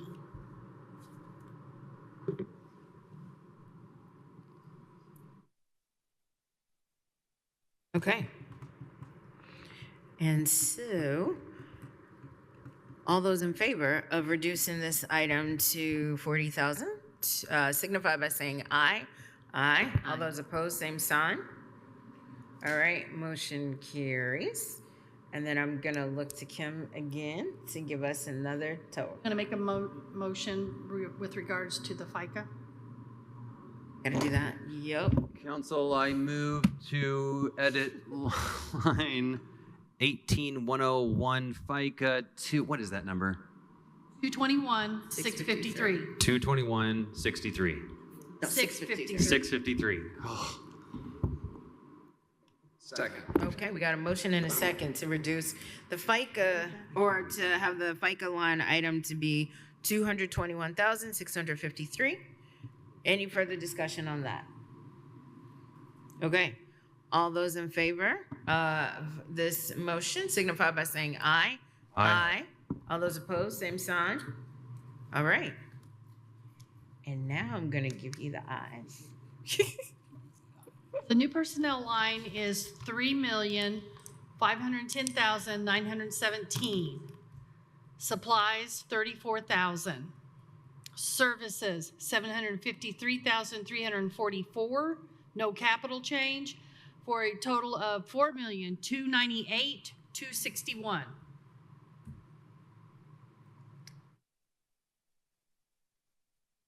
All right. So, now we will vote overall on this, and all those in favor of moving forward with the 2026 County General Fund for court services signify by saying aye. Aye. All those opposed, same sign. All right, motion carries. Next up is item B. Council, I move to open for discussion and review Fund 1114-0225 Lit Special Purpose Courts with the category requests of personnel $162,085, supplies at $450, services at $333,353, capital at $0 for a total budget of $495,888. Second. Okay. Okay, once again, the personnel, I did the 3% COLA for that. In the supplies and the services, I again looked over my 5 years and I reduced some, but then I shifted. I reduced it by about 5, but then I went and I increased my GAL line up 5,000 because hopefully Judge Harvey doesn't go into a little panic back here. But as of this morning, my budget in there, I only have $94.87 in there as of right now. So she's not freaking out back there, is she? No. We'll get it taken care of. So that's why we're increasing that to 5,000 for next year. So I'll do my magic and we'll get that taken care of. Yes, okay. Just looking to my left to see if anybody has any questions on this. No? Looking to my right, anybody? Shocker. So all those in favor of moving forward with the 2026 Lit Special Purpose Fund signify by saying aye. Aye. All those opposed, same sign. All right, motion carries. Next up is item C. Council, I move to open for discussion and review Fund 1170-0225, Public Safety Lit Courts, with the category requests of personnel 0, supplies 0, services at $301,616, capital is at $0, for a total budget of $301,616. Second. All right, go ahead. Okay, this budget pays for the ASI guards in the Justice Building and the Curry Building. So it's just their salary. So I increased it by 3%. Again, this might look like it's a little different because last year we inadvertently forgot. If you recall, I came back before you to get this year's corrected. So this is what the new total will be for next year. All right, any questions on this item? Look to my right, none. Looking to my left, none. Okay. All right, all those in favor of approving the 2026 Special Public Safety Lit Fund signify by saying aye. Aye. Aye. All those opposed, same sign. All right, motion carries. Next up is item D. Council, I move to open for discussion and review Fund 2200-0000, Alternative Dispute Resolution, with the category requests of personnel $0, supplies at $500, services at $13,200, capital as at $1,000, for a total budget of $14,700. Second. Okay, and this one, again, it's just can only be used for ADR, which is our coordination, mediation in this fund. What I am proposing and asking if I can do at this point on my contractual, and I've talked to Kim Shell about this too. It's currently, it proposed 12,000. If we can increase that to 15,000, there's plenty in this budget. My cash balance is at 118,599 as of this morning. I've talked to Judge Stafford over this because that line right now is at, I have $241 left in that line.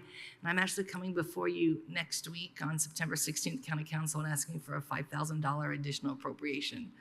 But that's the limit that I can do with the advertised amount. Okay. That's what I was gonna ask. Okay, all right. Does anybody over here to my right have any questions? And looking, Councilor Decker. Is this any automatic court-ordered mediation, or is this just very specific? This is one that comes, I've got on here, it's $20 from every divorce case that goes to this fund. So it's divorce cases. It's for mediations, parent coordination services, and co-parent counseling.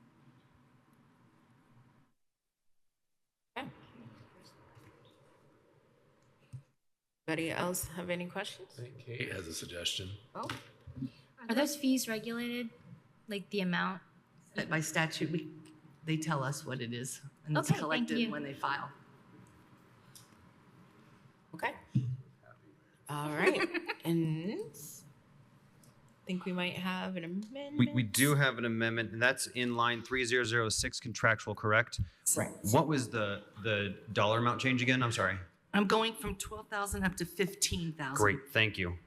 Council, I move that we set line 30006 contractual to $15,000. Second. All right, we got a motion and a second. Any additional questions or comments related to this item? Okay, seeing none.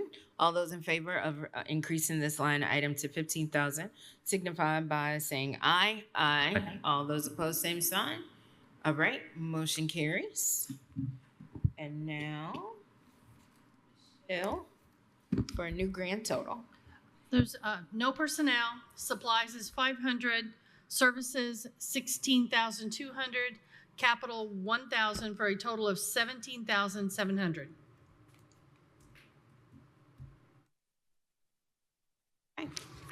Thank you.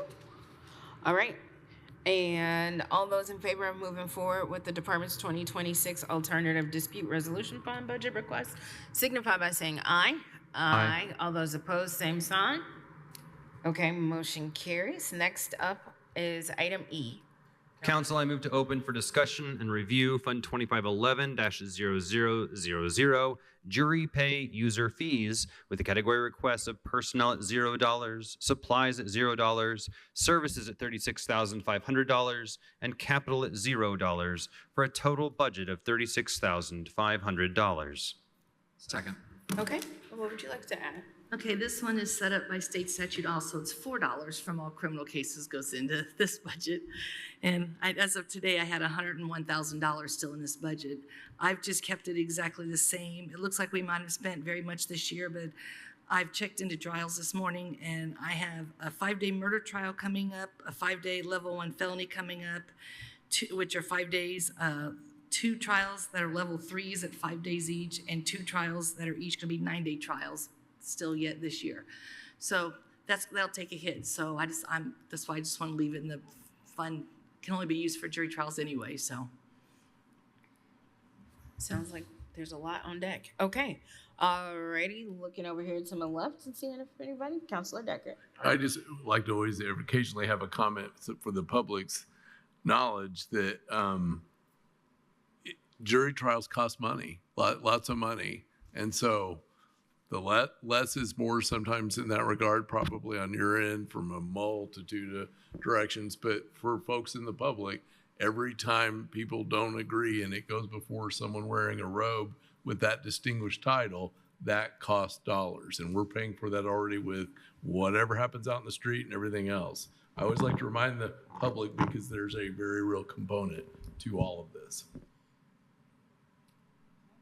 Councilor Iverson. And I'll just add on the fiscal side, the 4B is really healthy. The operating balance that you're ending up with is sufficient. So I think you'll be fine. Okay, all right. And seeing no other further questions, all those in favor of moving forward with the 2026 jury pay user fees bond signify by saying aye. Aye. All those opposed, same sign. Okay, motion carries. And the last item for court services is item F. Council, I move to open for discussion and review Fund 8895-0000, County 4D incentive, with the category requests of personnel at $49,007, supplies at $0, services at $0, capital at $9,500, for a total budget of $58,507. Second. And what would you like to add on this item? This is what pays 25% of Commissioner Raper's salary that we get reimbursed. And you'll notice there is no change. And as Judge Ecott can attest, his salary is based on the judge's salary. And this year the judges, or for next year, the judges did not receive a salary increase. So that meant his salary stays the same also. Alrighty. And looking over here to my right and seeing if anybody has any questions. Looking to my left. Okay. Alrighty. So seeing no questions, and for the final time, all those in favor of moving forward with the 2026 budget, County 4D's incentive fund budget request, signify by saying aye. Aye. All those opposed, same sign. All right, motion carries, and that concludes court services. Tuesday. Yes. See you soon. All right. We, I think, are going, before we get to the last item of the evening for the probation office, or department rather, I'm going to take a little over 15-minute recess. So I'm going to ask very kindly, but being very stern with this, 7 o'clock on the dot. There's a song with that too, but 7 o'clock on the dot. We are here back on the dais at 7 o'clock to finish out this budget presentation night. So we will recess until 7 o'clock. Be back. And it is 7 o'clock on the dot, and we are back. And we are on the last department budget presentation this evening, which is the probation department. Council, I move to open for discussion and review Fund 1000-0226, County General Probation with the category requests of personnel line $3,200,685, supplies at $0, services at $4,000, capital at $0 for a total budget of $3,204,685. Second. All right, we got a motion and a second, and we got the dream team at the table here. So please go ahead. Thank you. Before I get started on the county general budget, I'd like to just give a little bit of an introduction to all the budgets. So yes, it will be very short. So thank you very much. I'm when I first introduce the budget team. So you know Judge Dekoff, our presiding judge, me, Linda Brady, Chief Probation Officer, Anthony Williams, who's Deputy Chief Probation Officer, and Becca Strite, who's also Deputy Chief Probation Officer and our Community Corrections Executive Director. And on teams, our Office Administrator, Melissa Wallace, is listening in. She's the one who pays our bills.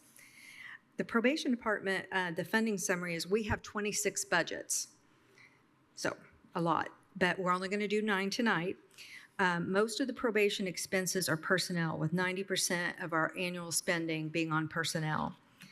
Our funding sources, tax-based at 58%, and this is for this year. User fees, 16%, grants, 26%. I'll briefly summarize our 2026 submitted budgets. All budgets with personnel were prepared as directed by the County Council's letter with guidance from our extraordinary County Council liaisons, Kate Welts and Peter Iverson, and also Kim Schell was very helpful with us pulling our budgets together. So thank you. Some budgets with personnel may have small increases in longevity for employees who qualify. There'll be a few step raises in some of the budgets, but overall with all the budgets, with Judge Dekoff's guidance, we've worked to reduce appropriations in all budgets, including user fee budgets, not just the county general or tax-based budgets. And so when I introduce each budget, I'll explain the budget lines that were cut prior to submitting the 2026 budget request. Otherwise, budgets are generally flatlined at the 2025 appropriation levels. We will also talk a little bit later about significant grant cuts for 2026. So as we already said, we're 26% funded by grants, and the cuts we'll talk about. The goal of all of our user fee funds is to achieve a sustainable budget. And all of our past and current county council liaisons know that we've been struggling for years with trying to keep all of these user fee funds sustainable. We'll describe what we're doing with each of the user fee budgets to keep them sustainable when we talk about each individual budget. For this year, for 2025, we've already made cuts to our part-time probation officer assistants, not refilling positions when the part-time staff members leave. And this was to keep the community corrections user fee funds, which is known as project income, and other fee accounts from being depleted to dangerous levels this year. We formerly employed 14 part-time probation officer assistants, and now we employ only 4. So we're really down. But we have reassigned our full-time community corrections field officers to help with those duties in the day reporting program and the drug testing program, primarily conducting observed urine drug testing.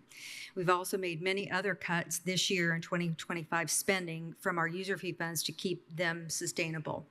We get a projection every month, so we know what budgets need attention every single month.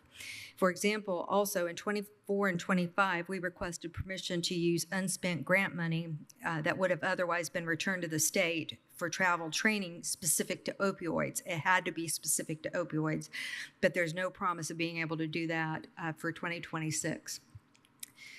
I did want to mention staff turnover. We talked a lot about that in the past couple of budget sessions because since COVID, we've experienced unprecedented turnover, specifically for public safety officers, which are probation officers and community corrections officers. As of today, we have a full staff. I know Judge Dekoff's probably going to punch me for saying it, but for 7 weeks. I also want to advise you that there is going to be a change for us with our travel training requirements next year. First of all, before you worry. We have no travel training coming from county general or public safety lit. Our travel training is paid from grants and user fees and a relatively small amount of travel training and special purpose lit. But there are new Department of Correction requirements for all agencies that receive community corrections grants. All agencies are being evaluated for adherence to becoming what's called an evidence-based organization. And we have been audited by the University of Cincinnati for this adherence, and there's been a report that's distributed to our local JRAC, which is Justice Reinvestment Advisory Council. The DOC is now requiring that agencies receiving community corrections grant dollars must demonstrate that they are at least trying to adhere to their recommended changes. So prior to this new training requirement, probation officers by the state rules have to complete 12 hours per year of continuing education, with 6 of those hours dedicated to evidence-based practices. However, based on the new audit from the Department of Correction, all staff who supervise participants in a community corrections or probation program, which is our probation officers, should receive at least 40 hours of ongoing training. So from 12 to 40 and per year, with 75% of those hours, so 30 hours concerning evidence-based practices focused on behavior change and service delivery. So it's a huge jump. To increase these training hours, our department is planning to use existing learning teams that we have in place already to bolster training hours and content. We'll be making some changes to ensure that our learning team sessions will count towards evidence-based practices and behavior change hours. We'll also be working to find additional training opportunities to demonstrate that we are making efforts to comply with the DOC's new increased training requirements. Despite this expected increase in travel, the training requirements for all of our 55 probation officers, we did not increase travel training budget lines in any of our budgets. Again, a reminder, no travel training in county general or public safety lit. Security costs is the last item. This is for our high volume day reporting morning session from 7 a.m. to 9 a.m. We contract with Crimson Security for off-duty sworn law enforcement officers who are able to serve warrants and make arrests. They just advised us yesterday that for 2026, they are raising their hourly rate from $60 an hour to $70 an hour, which is a 17% increase. The security charges are split between 2 budgets, special purpose lit and public safety lit, 50-50. We'll be able to cover the increase in security cost of the same appropriation as we have in 2025 with no increases. We already did the math, we'll be fine with the same appropriation. And that's the summary of all of our budgets. And when we get to individual budgets, then we'll talk more specifically about those individual budgets. But that's all I have to start with. Do you want to add anything? Okay. We did. Keep going. Okay. Pardon? Do you have anything else? Nope. Ready to do the county general, which is what you just read. Okay. So the county general budget, nearly all of this budget is for staff salary and fringe benefits. We have only 2 service items in the 30s, totaling $4,000 in this budget. As many of you already know, the Indiana General Assembly made cuts to nearly all state budget lines. For the next biennium, most state budget lines were cut by 5%, and that includes the Indiana Supreme Court's budget lines for pretrial services and problem-solving court programs. However, the state cut community corrections grants appropriation by 10% instead of the standard 5%. And this is after 6 consecutive years with the flatline state budget for community corrections grants. So the DOC has made the decision to defund all Indiana pretrial services programs for 2026. And that was just announced like a month ago, something like that. So yeah, not good news. The DOC also cut funding for problem-solving court programs, and they flatlined funding for community corrections programs, which will be the 7th consecutive year of flatlining. So we all know what flatlining means, is that community corrections user fees, project income, has been tapped into to make up those differences in the cost of living increases, step increases, health insurance for the past 6 years for our pretrial services, problem-solving court, and community corrections. So yeah, that's what we are dealing with from the state.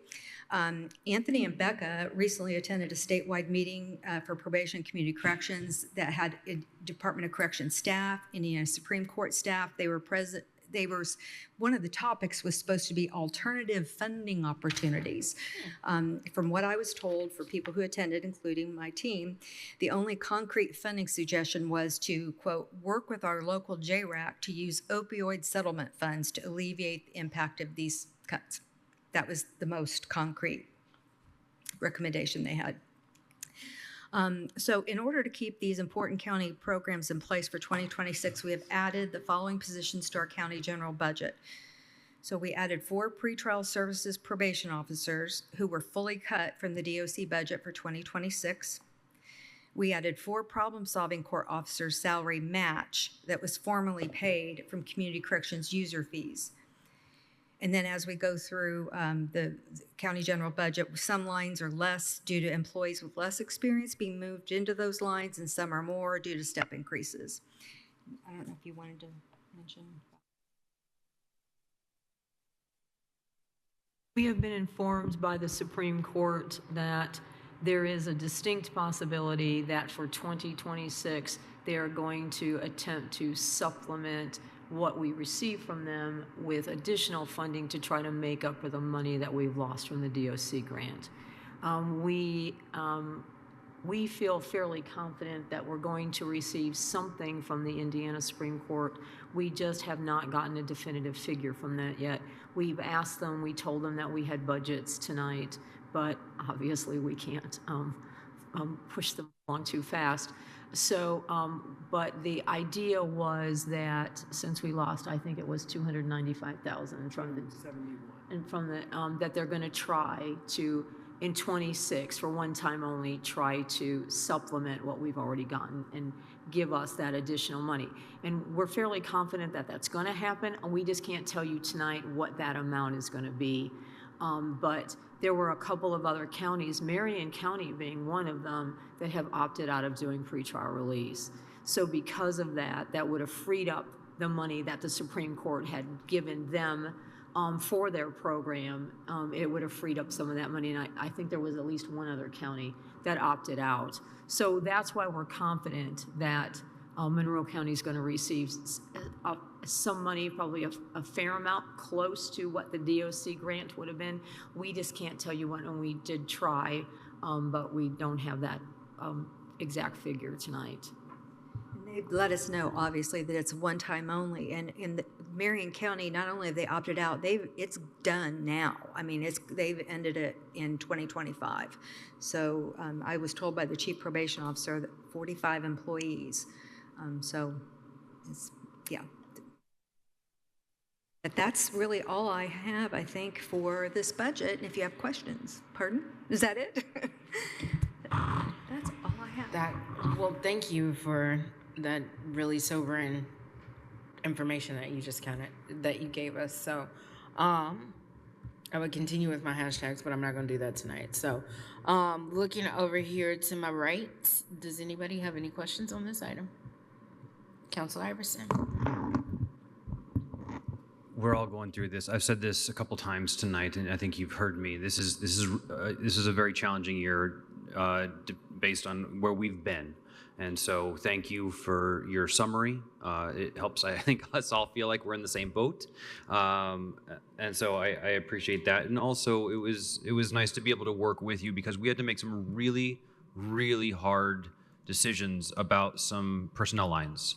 And so it was really nice to it's nice to work with you on those and trying to find a way forward. I also wanted to thank you for raising the topic of JRAC. The JRAC here in Monroe County is fantastic. It is just a really great team of people. I know Kate Welts is on that.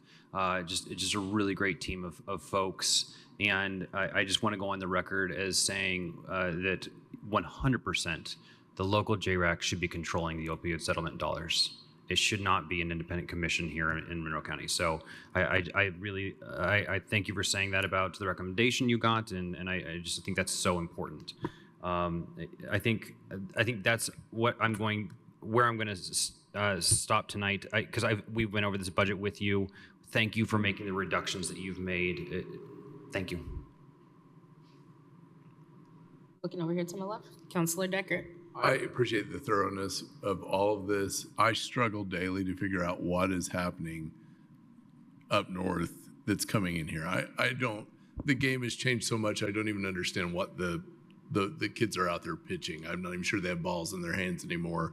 And I guess because everything that you all do is evidence-based. We've seen that. Every counselor on here has seen PowerPoint presentations that are priceless in their detail. And that evidence used to be what the state used to make decisions. Sounds like the Supreme Court's still our friend, which thank God for that.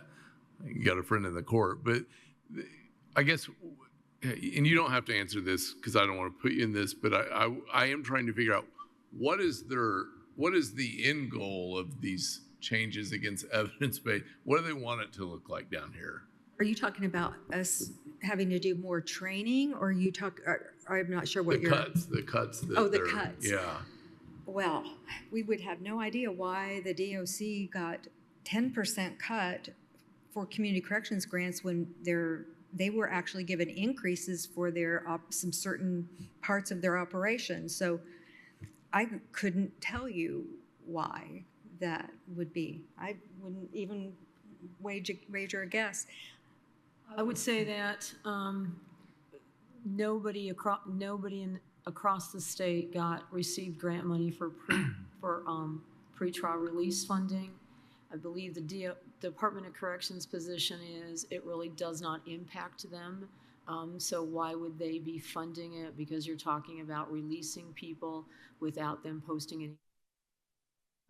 I don't know if that's it, but nobody received that money despite the fact that the Supreme Court strongly believes in pretrial release, and it is very encouraging about those of us who do it to continue doing it, which is why I believe they're looking at awarding us the money in 2026. But I don't really know what the reasoning is. I think even the DOC staff, they didn't see it coming. There was a particular staff person. We had to attend, our team had to attend a training at the DOC just right after this got announced. And that was the training at which they explained, oh, by the way, you have to increase your training by all these hours. And I'm like, I'm not very happy sitting here hearing this when you're taking, and she said, obviously it's not her, taking the money away, but she said, we know this is hard and we don't know what to say. It's staff, so they're not in the loop of making those decisions, but we have a really good team that we work with at the DOC who tries to help us, but I don't think they saw this coming. And really, the goal of pretrial, the goal of about everything you all do, right? At least, particularly on your end, is if I can keep this person from having this thing that's happened in their life, from compounding even worse with jobs, time, family, all those things. If I can minimize that a little bit and try to get them back to good, and I've seen your workbooks, which are impeccable. I'd love to steal them for my students, but there's ethics involved. But that's the goal of all of this, to try to get this bad to be as minimally bad as possible for that whole unit, right? Okay. It's really quite simple for anyone watching from Indianapolis, and maybe they should just come down and ask more questions. Thank you. Anybody else over here have any other questions? Counselor Wiltz? I don't have any questions. We've gone over this, and I've tried to be kind of a conduit for giving you a heads up that this was coming, and I'm just at a loss. I'm not going to reiterate what Counselor Deckard said, but obviously I think we share the same perspective. So knowing that, I do have a question now, because if I talk long enough, that's what happens. If you're expecting a one-time possible supplement, that gets us through one more year. Then we're just back to, okay. But it buys us some time. Okay, just wanted to make sure I understood that. Thanks. Does anybody else have any questions? All right. Well, seeing none, all those in favor of moving forward with the department's 2026 County General Fund budget request signify by saying aye. Aye. Aye. All those opposed, same sign. All right, motion carries. Next up is item B. Council, I move to open for discussion and review Fund 1114-0273, Lit Special Purpose Juvenile Probation, with the category requests of personnel at $897,842, supplies at $2,502, services at $82,224, capital at $1,000, for a total budget of $983,568. Second. Okay, go ahead. Okay. The Special Purpose Lit funds 10 full-time employees, including 9 probation officers and 1 member of support staff. It also pays for half of the community corrections security, the Crimson Security that I already mentioned, where we pay 50% out of this budget, 50% out of the public safety lit, and we're not requesting an increase in that, just flatlining it to be able to absorb the 17% increase for next year. We did submit cuts when we submitted this budget, and we based the cuts on spending for the past 5 years, plus taking into account 2025 spending. So the cuts, which are already in the budget, are education materials, $500, programming and research supplies, $1,000, contractual, $9,500, phones and pagers, $1,500, drug testing, $1,000, electronic monitoring, $2,500. CJM VORP, Victim Offender Reconciliation Program, $12,000. Service equipment maintenance and repair, $500, and equipment, $1,000. So all those are all cuts that have already been submitted. And if you have any questions. Thank you. Looking over here to my left, seeing if anybody has any questions. Nope. Okay. Looking over here to my right, seeing any. Okay. Well, all those in favor of moving forward with the 2026 Lit Special Purpose Fund budget request signify by saying aye. Aye. All those opposed, same sign. All right, motion carries. Next up is item C. Council, I move to open for discussion and review Fund 1122-0000, Community Corrections User Fees, with the category requests of personnel is at $195,345, supplies are at $36,001, services are at $43,500, capital is at $1,000, for a total budget of $275,846. Second. Okay, the state apparently has renamed this fund. They had called it Project Income, and now it's Community Corrections Program User Fees. So this budget is our biggest user fee budget. It's a complementary budget to the Community Corrections grants. They're supposed to match each other with match money coming from this fund for the grants. The fees can only be used to support Community Corrections Program operating expenses. The changes, as we already discussed, this budget currently pays the COLA step increases, health insurance increases for pretrial, problem-solving court, and community corrections program. And because of the DOC's grant being flatlined for the past 6 years, this budget has had to absorb all of those increases for the past 6 years. This flatlining is the reason this user fee fund has been depleted to what I would say are dangerous levels. And this is something we watch very carefully with, and we go with our Community Corrections Advisory Board, our local JRAC. We talk about this at every meeting, don't we, Kate? It's always brought up that we're just trying everything we can to, cut funding or cut spending from this budget. So there's a lot of changes in this budget. For 2026, as previously discussed, the DOC defunded all the Indiana pretrial programs and then cut funding for problem-solving court programs. So for 2026, 12 community corrections employees who are currently paid partially from this budget will be paid 100% from the community corrections grant. And then for 2026, this fund will pay the salary match for 6 full-time employees, which is the Veterans Court Probation Officer, Continuous Quality Improvement Pretrial Program Director, Community Corrections Executive Director, 1 pretrial probation officer, 1 legal secretary, and an evidence-based practice coordinator. But in order to keep this fund from going completely upside down, we've removed the following positions, and we already talked about this for County General: 4 pretrial services POs, 1 mental health court probation officer, 1 drug court probation officer, and 2 drug court field officers.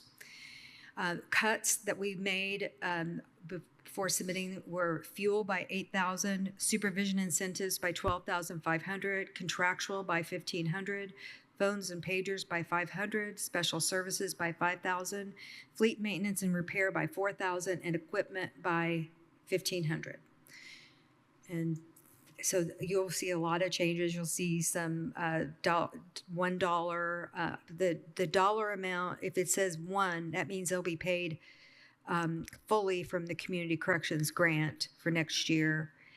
And if they say 0, it's moved to County General. That's how do you know the difference? And I think that's it that I have for this budget. Okay, council, do you all questions? Looking over here to my right, Council Iverson. I'm looking at the 4B for this, and your income and your expenses are just hanging. And if it wasn't for that operating balance to carry you through year after year, I mean, that's tight. It is very tight, and we used to have in the neighborhood of 400,000 in the cash balance, and that before so many years in a row of the DOC grant being flatlined. So yeah, you're right. I mean, this is one that we watch so closely, and the auditor's office is watching it with us. But kudos to you. I mean, this 4B, this budget is in the green, right? I mean, you're in the black. You're not deficit on this one. That's great. Did you want to say? He thinks barely in the black, but in the black. I mean, you're there. Yeah, we are. Or we're there. Hanging in another year. All right, looking over here to my left to see if anybody. Councilor Decker. I'll just be really quick. I think that for some time on every fund, we have had kind of where you can have pad and all these things. I do think in the future, more and more things are going to look like where it's literally matched to in, to out, to in, to out. And the realities of all these things may make it that way. It's not pretty, it's not ideal, but it may be our life for a long time. All right. Anybody else have any other questions? All right. And seeing none, all those in favor of moving forward with the 2026 Community Corrections User Fees Fund budget request, signify by saying aye. Aye. All those opposed, same sign. All right, motion carries. Next up, item D. Council, I move to open for discussion and review Fund 1170-0226, Public Safety Lit Probation, with category requests of personnel at $207,989, supplies at 0, services at $299,780, capital at 0, for a total budget of $507,769. Second. This budget is a fairly small budget in terms of our department. It funds 1 probation officer and the problem-solving court program director's salaries and fringe benefits. The only other expenses in this budget are 1/2 of the community corrections security, as we already talked about, the drug testing for the entire probation department, and the electronic monitoring. And that's to pay our vendor for the daily cost of having the GPS ankle bracelets, and also for the alcohol testing equipment that people take home with them. So as previously mentioned, no increases requested for the security. We cut from electronic monitoring, we cut it from $160,000 to $147,000 based on the last 4 years of spending in year-to-date 2025 spending. So we feel comfortable with that cut based on the use at this point. And that's it, if you have any other questions. Okay. Looking over here to my left, Anybody? Seeing none. Look over here to my right.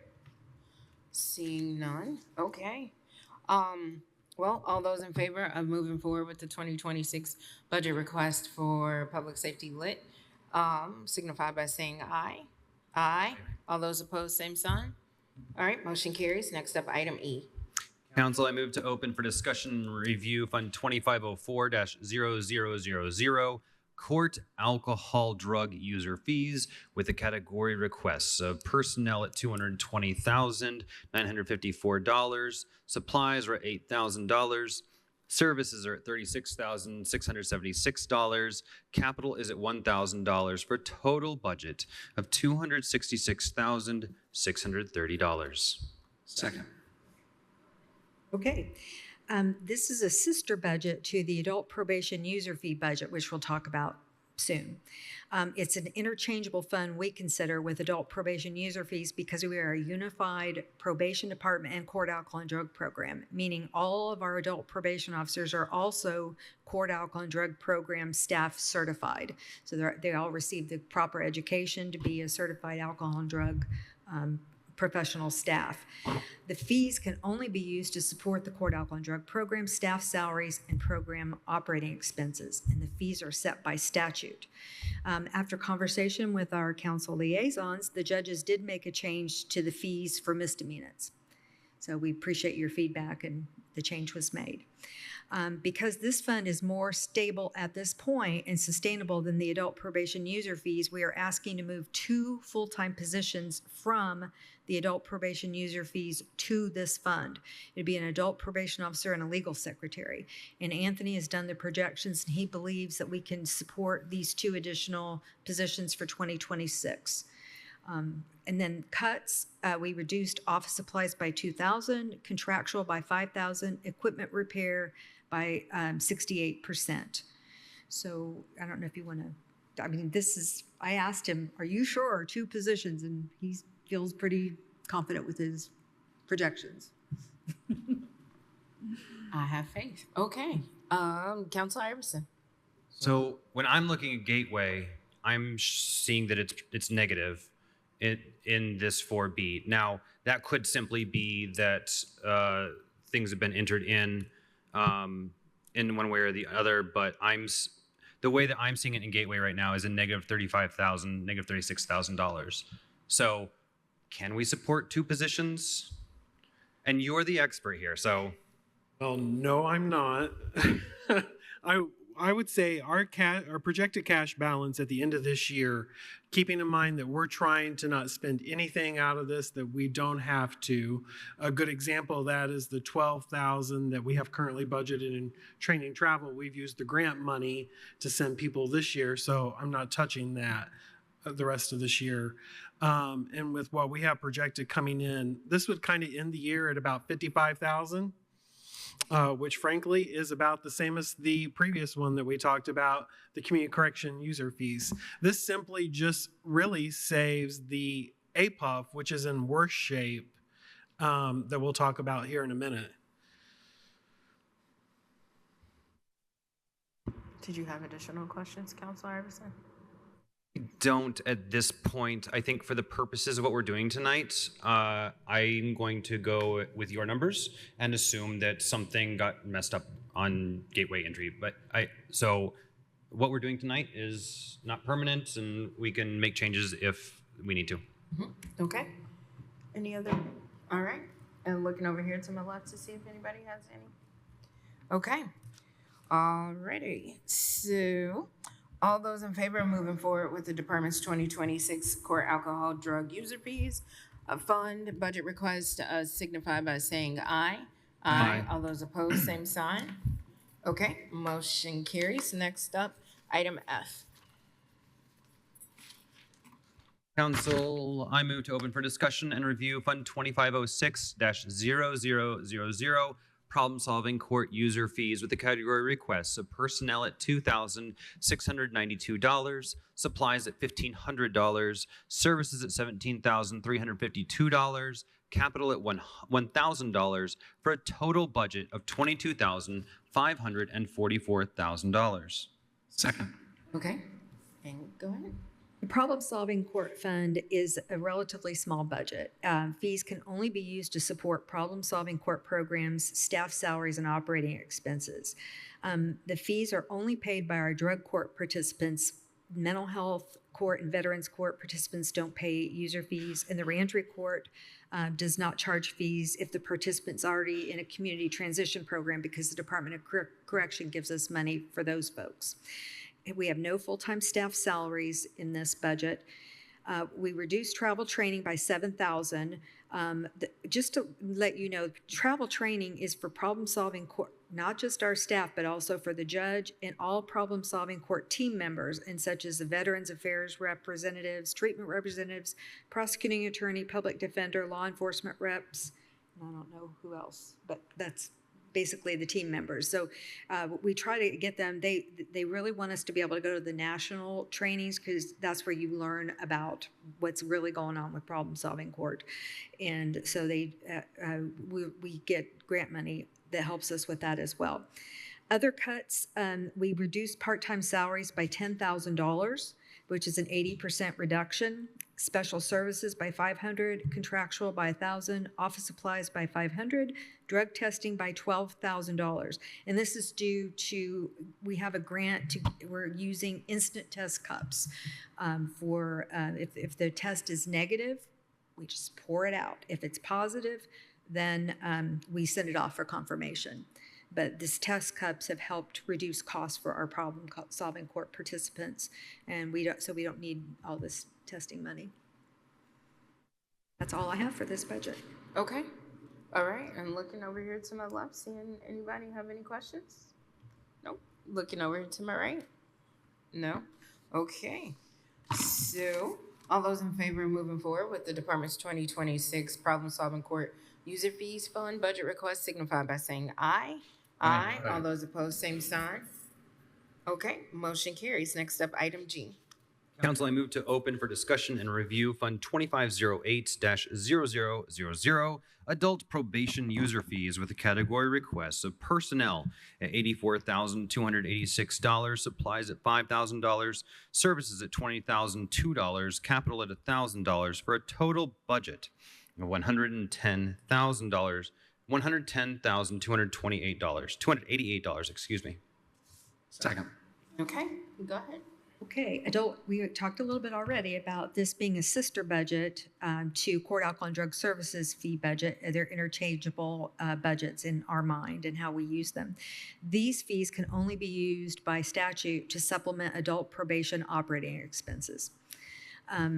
We already talked about moving 2 full-time positions from this fund to the Court Alcohol and Drug Fund, which we already did. At this point, this leaves only 1 adult probation officer full-time position in this fund.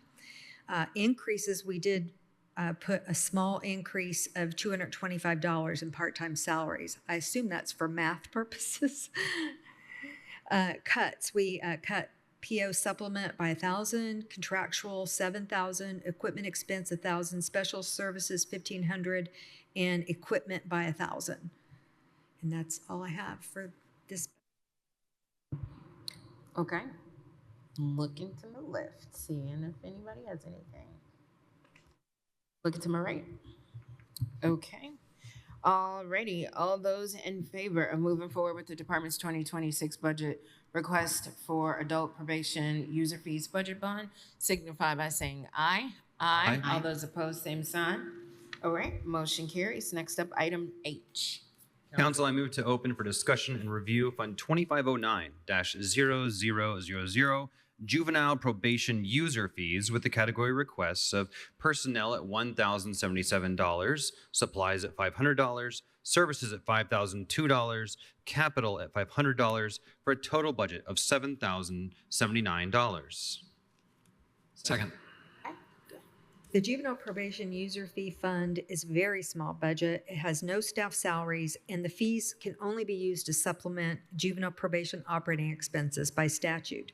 A few years ago, you probably remember if you were on the board, that our judges eliminated all non-mandatory juvenile probation fees, and that includes juvenile probation user fees. So there are no new fees coming in. There's just a cash balance there, but no new fees. So we use this budget only when needed if other departmental funding sources have been exhausted, or if we're having a bad month with one of the funds that we can use this for.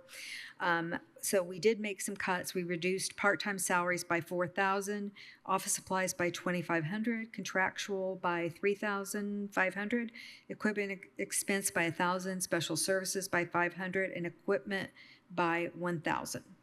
So just bare bones. And that's it. That's all I have. All right.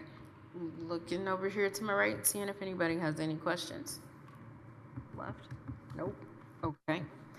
All right. All those in favor of moving forward with the 2026 department request of the juvenile probation user fee signify by saying aye.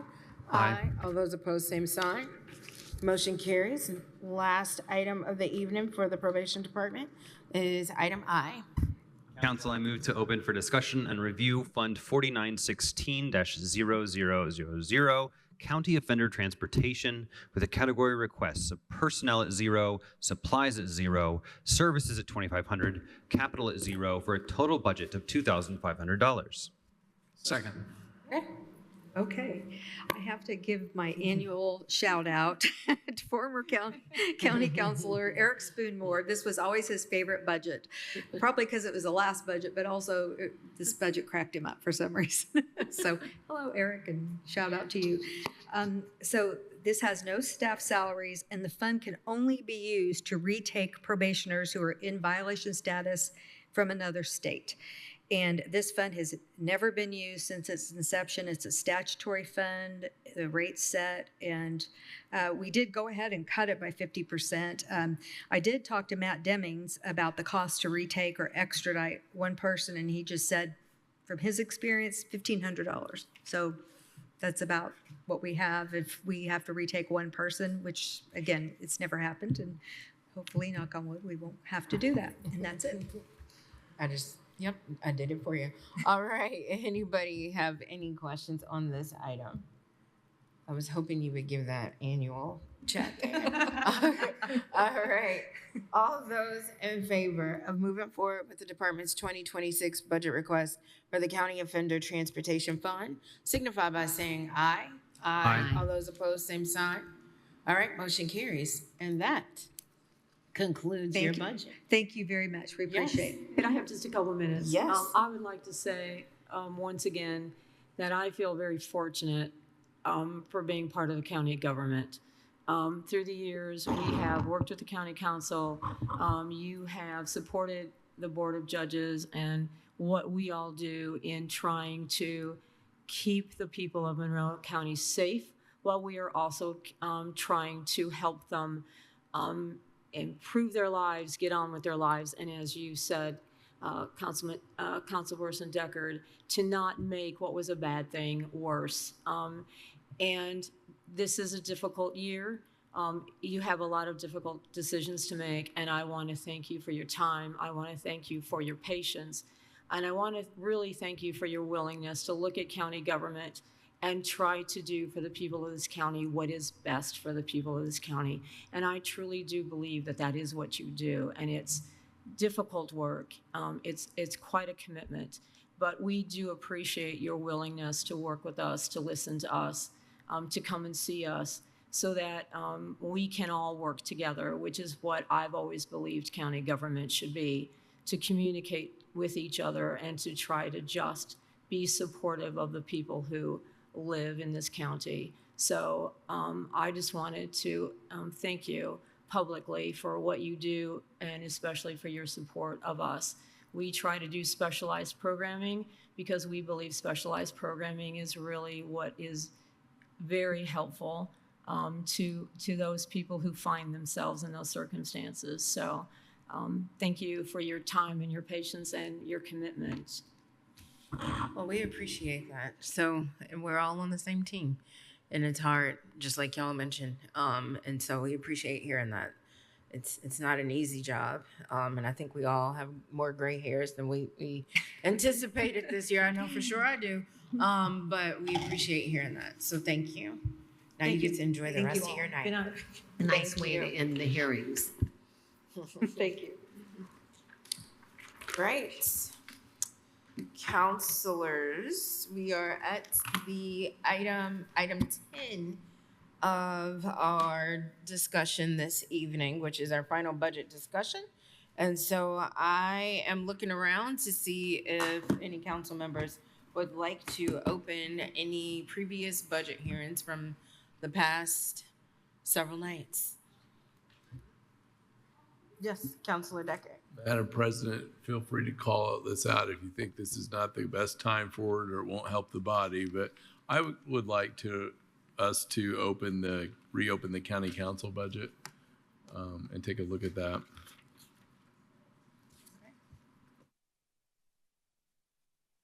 Michelle, is that enough for me to say it that way? Oh, yeah. Okay. So I didn't know if I needed to Second. do it in Queen's English or in Latin or. So that would have been last night.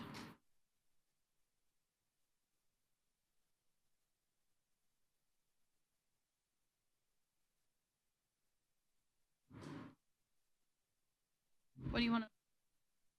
Can you take us down to the items where we ended last night with both line 331 and 33032?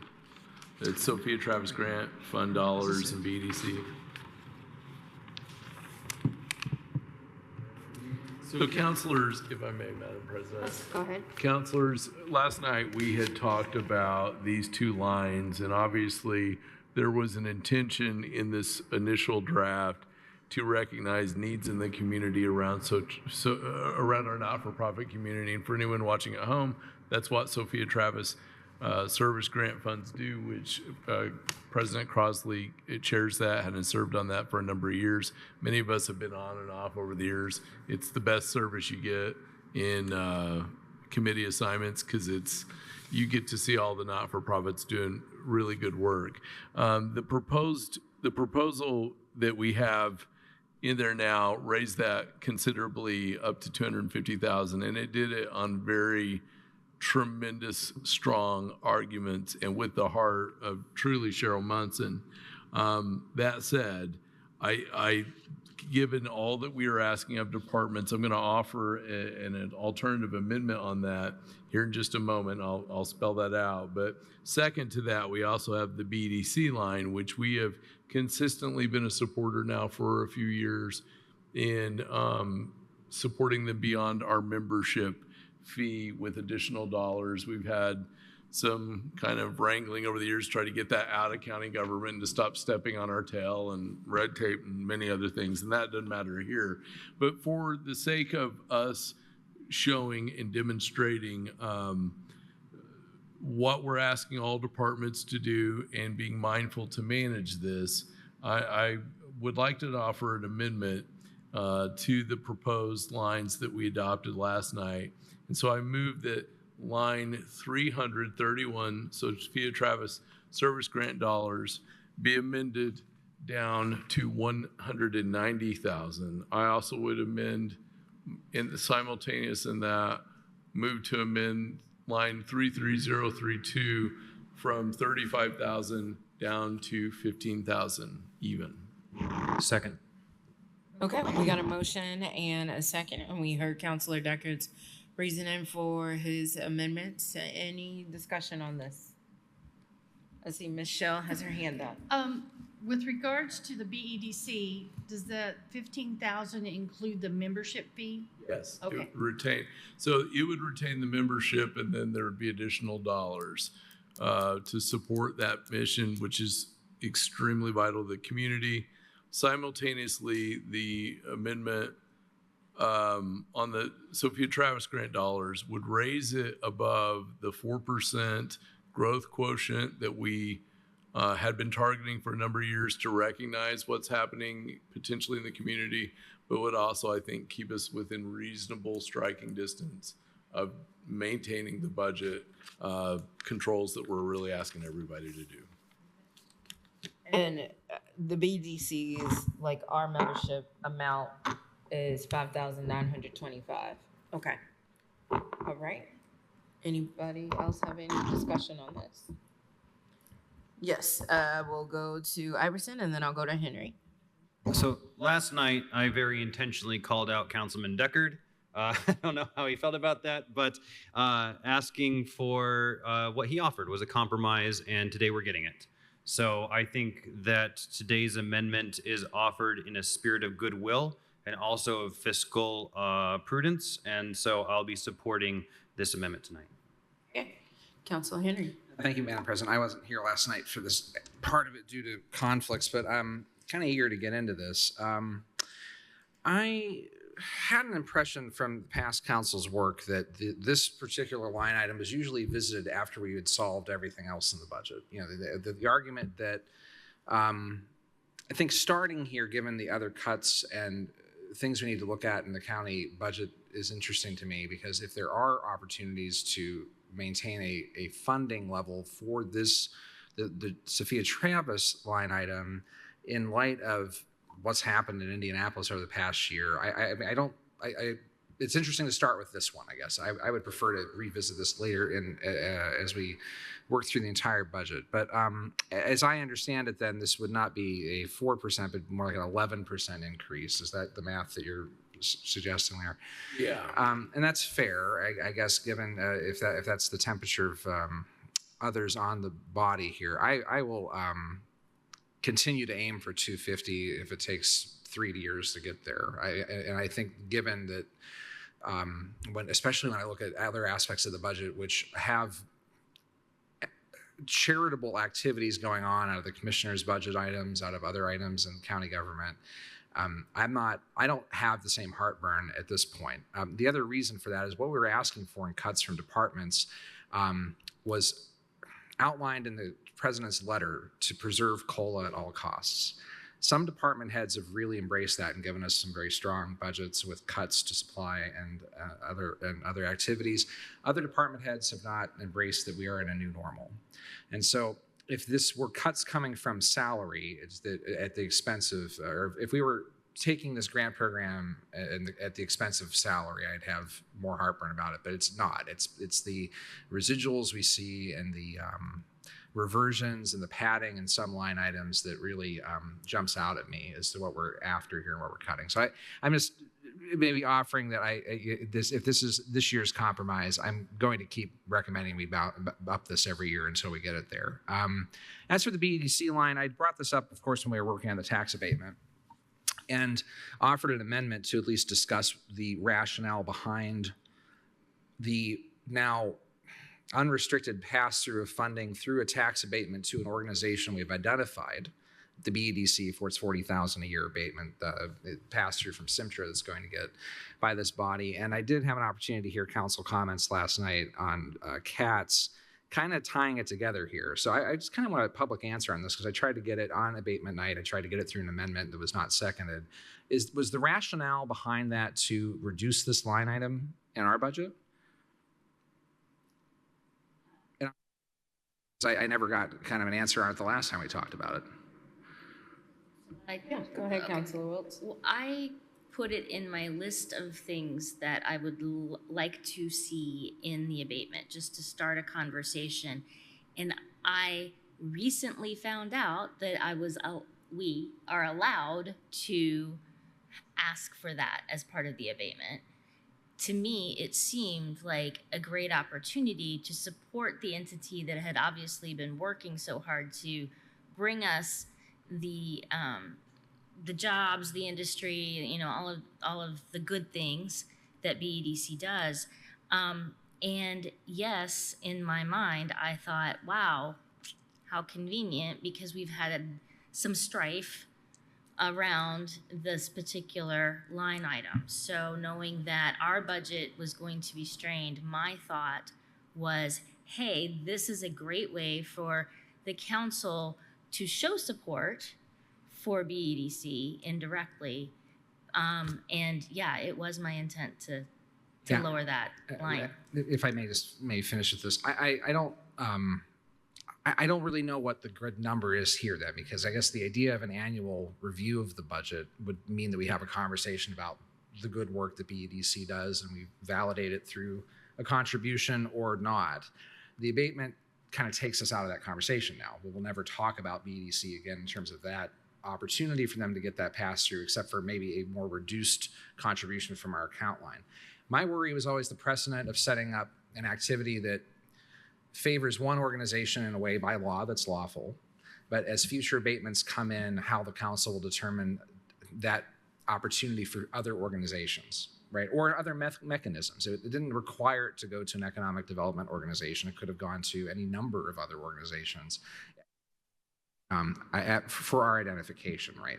One could imagine an arts council or somebody, like a 1% fund for the county coming through an abatement like that. And so I think I only raise it tonight because it's finally an opportunity to talk about how we did that and what the long-term implications are for that kind of organization getting that funding. I have nothing, I mean, I'm very much supportive of the BEDC. It's not about them, it's about what we did. So if I'm hearing it right to say we are now reducing the item here because we really don't have to give that amount anymore. It's been handled by the abatement. I just want that noted, I suppose, but that's my comment. And you feel like you're satisfied in that? That's where we are. Okay. I will go to Councilor Feidel and then I'll go back to Decker. So I understand maybe that this SIMTRA money will not take a place until 2027, which leaves 2026 potentially much less than what it was that came from the council. And so I understand that we might be able to find that out when Attorney Cockrell comes back, or maybe Molly could talk about that now. I did email Mr. Cockrell. I'm waiting for a response. He should be back on Monday. I looked through the MOU and I don't see a date specific. It just says the annual fee, so I think it is fact dependent on when the tax abatement starts. So I'm not sure if it starts this year or next year or 2027. I'm understanding with BEDC that they think it starts in 2027, which would leave 2026 short comparatively. So that's my concern at this point. Okay. All right. Councilor Decker. Well, one thing is, I did have a conversation with the executive director of the BDC, Jen Pearl, this evening to let her know my intentions on trying to do something in here that might potentially affect their organization. When I said that to her, she offered what I think she's offered every council member here probably 25 times in your career, that she's always willing to come in here and talk about any number of things, do a PowerPoint presentation, or continue to just do the job of advocating. And so I think we could do that. I think if we asked her to be in here every meeting, she'd be in here every meeting.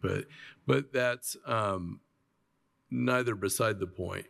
Councilor Feidel is correct on the whatever goes on with the SIMTRA abatement, which I believe also requires them to hit some of their targets, or that abatement starts to fall off just as abatements are designed to do. Certainly are conditions to the abatement. Yeah, if the economy's not working for them and jobs aren't happening, it goes away. It's not like it all goes away. There are provisions, and this is not one of those that goes away. Right. So I guess my point is, in leaner times, if there's leaner times, a scale back here for that to keep our activity with it, but not to abandon the activity with the BDC. I think we'll need that. And the other thing I will also say, and I'm not trying to be the old counselor here, but an observation from having been a counselor during the pandemic, when time gets tough, and if my eyes to the clouds are any indication, here's what happens. This is a budget for now, but then when times get tough like it did during the pandemic, what happens is all the not-for-profit directors that either apply for Sophia Travis funds or otherwise, they will start trickling into both our office and to the commissioners, and they'll say things like, food bank's gonna need money, or such and such is gonna need this, or we're going to be short. And we and other surrounding counties, and usually those other counties, I don't know what they do, I shouldn't speak to that. We will have to revisit things in those kinds of circumstances, either with commissioners, funds, or otherwise. So anything we do here around not-for-profit support does not mean it's exclusively limited in that time and season, because that's what we saw about 5 years ago. And then ARPA probably minimized most of those conversations, and that is now largely gone. So. Can I ask one more thing? Sure. So is there a history on BEDC getting less during the pandemic? I'll just ask that. We've been members and just paid a membership for a long, long time. To my knowledge, I think we've only made this payment twice. Yeah. So the larger payment began in 23? I guess so. I mean, 24. Yeah, it's been unclear because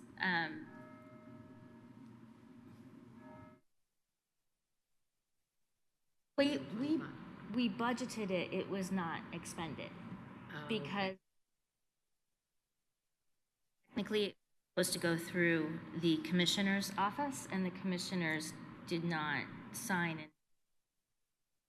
So on the expend columns I see here that's listed for county council, it lists BEDC as 23 and 24 expended, 35,750 each year. 25, I believe, has not been expended, if I heard Right, that's right. 25 says 5925. So we've done it twice. Yeah, we do it for 26 and then 20, we did it for 25, right? Or no, we did it higher, this says, for 23 and 24. It's appropriated for 25 and has not been expended yet for the full amount. But 23 and 24 shows it was expended according to this. So this year would be the third year. Third year. Yeah. So it's been expended twice, pending expending for this year. Okay.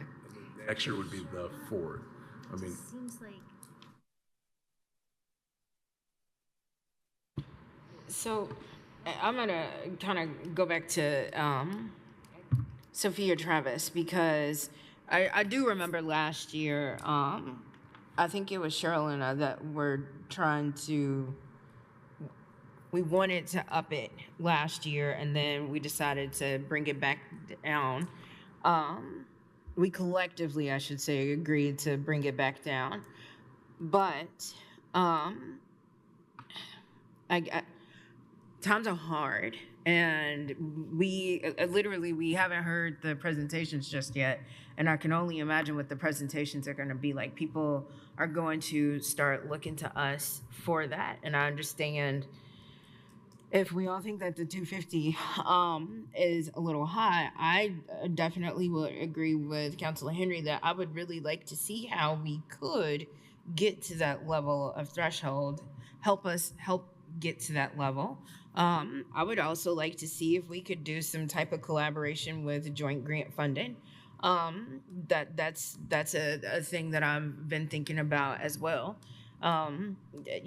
So with that being said, I would like, I mean, the 190 is a compromise. Ideally, I would like it to be higher. But because #Thanks Indiana is in effect right now, we got to make do with what we have to do. And so it's a thought. And again, even whatever we do right now, if we come back to Councilor Henry's point, if we all kind of think about it and meditate and come back, and we can always reopen this back up and have another discussion again, whatever happens after tonight. So, the 190 is a compromise. I'd like to see it go a little more, but I'm willing to look at other things first. And I would like to see, after we've gone through and looked at other opening of budgets and seeing what we can do there, maybe this is something that we can come back and take a look at. So, President, I have a motion. Yes. I'd like to divide the question to take a vote on these separately. Okay. All right. Second. Okay, so we got a motion and a second to divide the question. So we'll separate the motions, which is the Sophia Travis, to make that to 190,000 and the BDC line item to 15,000. So, any further question on that? All right, with this one, I think we need to do a roll call vote. And we can do this one first. We can do Sophia Travis. That's what I was gonna Yeah. ask. Okay. Voting would be the 190, is that right? Okay, thank you. The motion on the table is for $190,000. Counselor Crossley? Yes. Counselor Iverson? Yes. Counselor Deckard? Yes. Counselor Feidel? Yes. Counselor Wiltz? No. Counselor Henry? No. Motion passes 4-2. All right. So we got that line item now at 190, and then now the call to question for the BDC line item for 15,000. Counselor Wiltz? No. Counselor Iverson? Yes. Counselor Deckard? Yes. Counselor Feidel? No. Counselor Crossley? Yes. Counselor Henry? Yes. Motion passes 4-2. Nothing is permanent yet. Correct. Thank you. That's right. Yep. Keep working. So we can keep chopping, or we could just keep working. We'll have more answers later about some of this. Okay, so those, now I will, Michelle, do I need to look to you to give us a new grand total on that? Okay.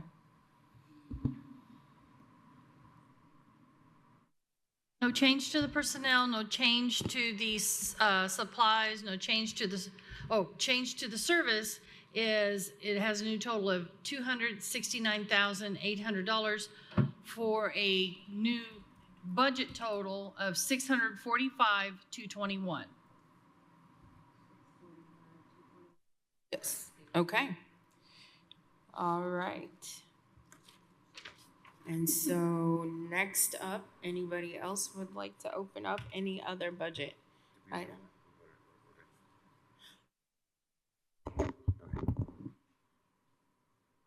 Oh, we need to vote overall. We need to vote overall, right? Oh, yes. Yes, Sorry. yeah, Yeah. wait a minute, I'm wait, looking. there Yeah, was another sorry. step that I was missing. Okay, so I'll do a roll call vote on this one too. Counselor Iverson? Yes. Counselor Deckard? Yes. Counselor Feidel? No. Counselor Wiltz? Counselor Henry? Yes. Counselor Crossley? Yes. Motion passes 4-2. Okay. Okay. Counselor Iverson, I see your hand is raised.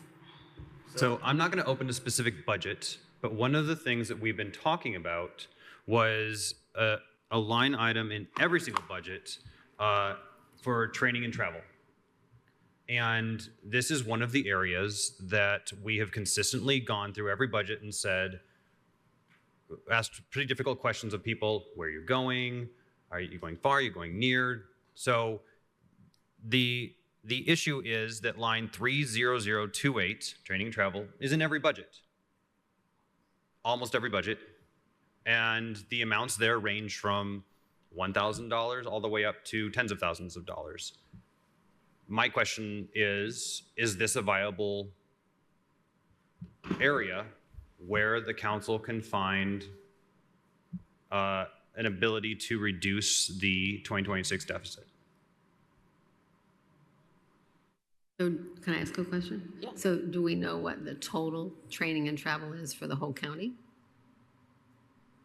I do not have that number in front of me. It is knowable.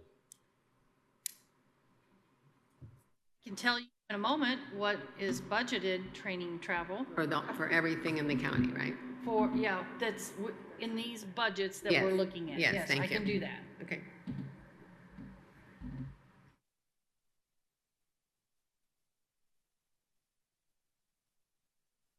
Oh, sorry, hand, hi. Thank you, Madam President. Thank you, Councilor Iverson, for entertaining this. I think there is. I think one way, there are probably two ways to get at it. One feels like a straight cut, a percentage off all. However, I think, it just pulling in my prior knowledge or daytime job, every time I've had to travel on government dollars, it's always been with actuals proposed. And I think what we have is, people have presented large budget to say, well, we think it's X, but we did discover in some of those conversations when we asked, last year you went to Long Beach, California, this year you're going to Louisville, Kentucky, like there's a huge difference in that cost of airfare and, whether or not, as the judge even told us tonight, if the hotel is being picked up by the conference or the state. And so it feels like, I don't know if it's getting granularity from the departments to say, can you give us an estimate? I mean, the cost of registration, where you're going, generally what airfare would be, to present actual dollars instead of 5-figure amounts, and which end up getting reverted at some point. So it's more of a mechanism of going back and saying, can you do that if you really want to go this year? Or the only alternative in the time we have is percentage cut to say, or to look at a zero-based approach of saying, what was your travel budget in 22, and that's your number unless you can prove why you have to attain more this year. There's other ways to get at it. Each one's more difficult. Yes, Michelle. So on the screen, through our budget projection, you can't see it and I cannot enlarge it. That's the one thing about LAO. So we have an adoption line that's what we're working on. The total training travel budgeted for 2026 through all funds is $511,751. Thank you. Then I'll go to Councilor Wilkes.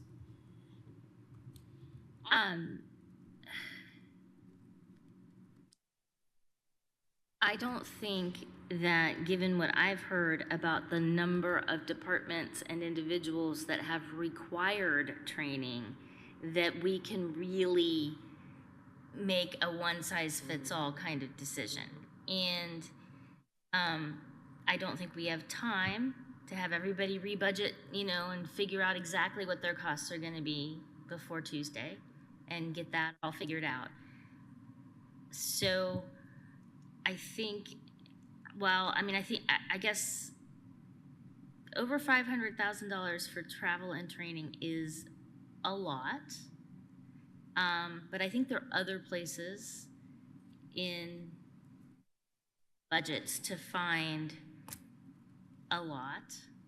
I'm not totally opposed to looking at this, but when I see 500,000, that's not what we're going to save, because there's a lot of required. People are doing this to get CEUs and to, stay on top of what they do, and I do value that in addition to it being required. So I don't know if this is the best place. So I would maybe just offer from, the liaisons I have, that, I'm intrigued to go back in on those budgets for the liaison role, right? Like to know the departments I have to go back and talk to them about this. I think what we saw in presentations were some discussions just like that, where we know it's a CEU or a certification, or it is a benefit of employment that the county's helping provide that office to either do those certifications through their job or to do it on the job, right? There are other line items that are not as clear what or why those are budgeted as large as they are, and I think all of us can think through the offices we liaise with to find those. I think there's some that come to mind for me already that might be easier to get at, that have multiple lines of travel that haven't been spent down. So it means we might have to do the forensics work, and because otherwise I think you're right. How do you blanket cut somebody that we know has to go to something this year? Yeah. Go ahead. So you bring up the idea that maybe as liaisons we should take some. If I'm hearing you correctly, take a few days here and think through our departments' budgets and what can happen in them. I will say there are exceptions to this. but with most of mine, I did that pretty heavily. I mean, as you saw with like probation, that's what we did. So there's going to be like, I don't think I can go back through probation and change what we spent a lot of time going through. I can probably, well, in fact, I need to talk to the jail because they have that one funds that they're not. So I've got some of that, and I'm not saying I'm not going to do it, but there'll be some inconsistencies, I guess. I do, because I think there would make some progress that way.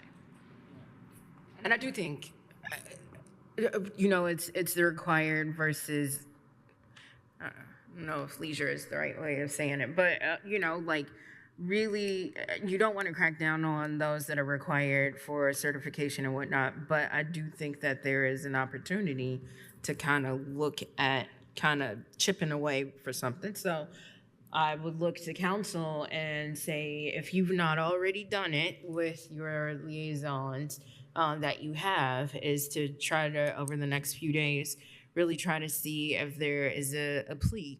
But again, we do have other ways that we can make significant changes to the budget to kind of hammer some other things out. But this is one step of getting to that point. So, yes, Councilor Iverson. And Madam President, just call it Madam, sorry. One of the other ways that we've talked about in all the budgets, and this is a line that's in all the other budgets, and again, I'm trying to look at things that are equitable. I'm trying to look at things that it's going to impact everyone, every single department, not just picking on one or two departments, is the postage line. Yeah. We have talked about this over and over again. We have talked about it in terms of the auditor's office picking up the postage for claims. We've talked about it in terms of some departments have postage machines, some offices, blah, blah, blah, blah. And so, Michelle, do you have the postage line in Lao, same as we looked at for training and travel? Yes. So it's in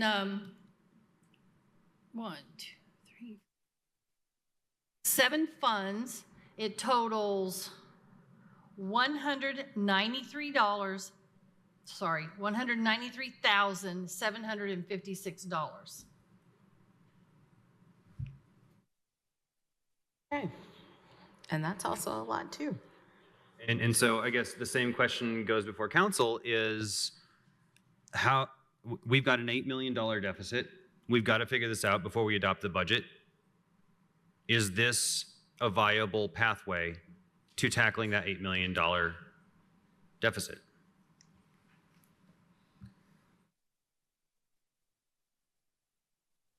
Part of this seems for postage, it would, in my mind, sort of inhibit the county from doing its business. If you are required, maybe some are required, to actually send them things, I mean, where would that? But I do think, yes, like we heard yesterday with the treasurer who said that she, kept her postage pretty high, and I think she might have increased it because of all the things that she's doing with, property taxes and mail-outs. And so I think that right there, like, she made a case for herself. But I do think that there are some places where we can kind of go back and revisit. That for sure is, because if you go back and that's my homework to myself this weekend, is to kind of go back and look at, what was budgeted per year versus your actual. And sometimes in previous years, and this year especially, we've looked at where they've budgeted $50,000, and then we see that it's like $1,200 that has been used. And so I can't really justify that. But I do think that we can justify those where our jobs to send out claims and other things we can definitely do. Again, that's a small piece of the pie, but any little thing helps right now. Just like we've been telling, all the departments, any little thing will help us get to this level. Yes, Councilor Decker. One thing, and I hate to keep coming back to this same message that I had last night and now a few times, but again, it's all these things are questions of values. What do you value more? And so, for example, we had a really extended conversation about our BEDC funding and our Sophia Travis grant fundings.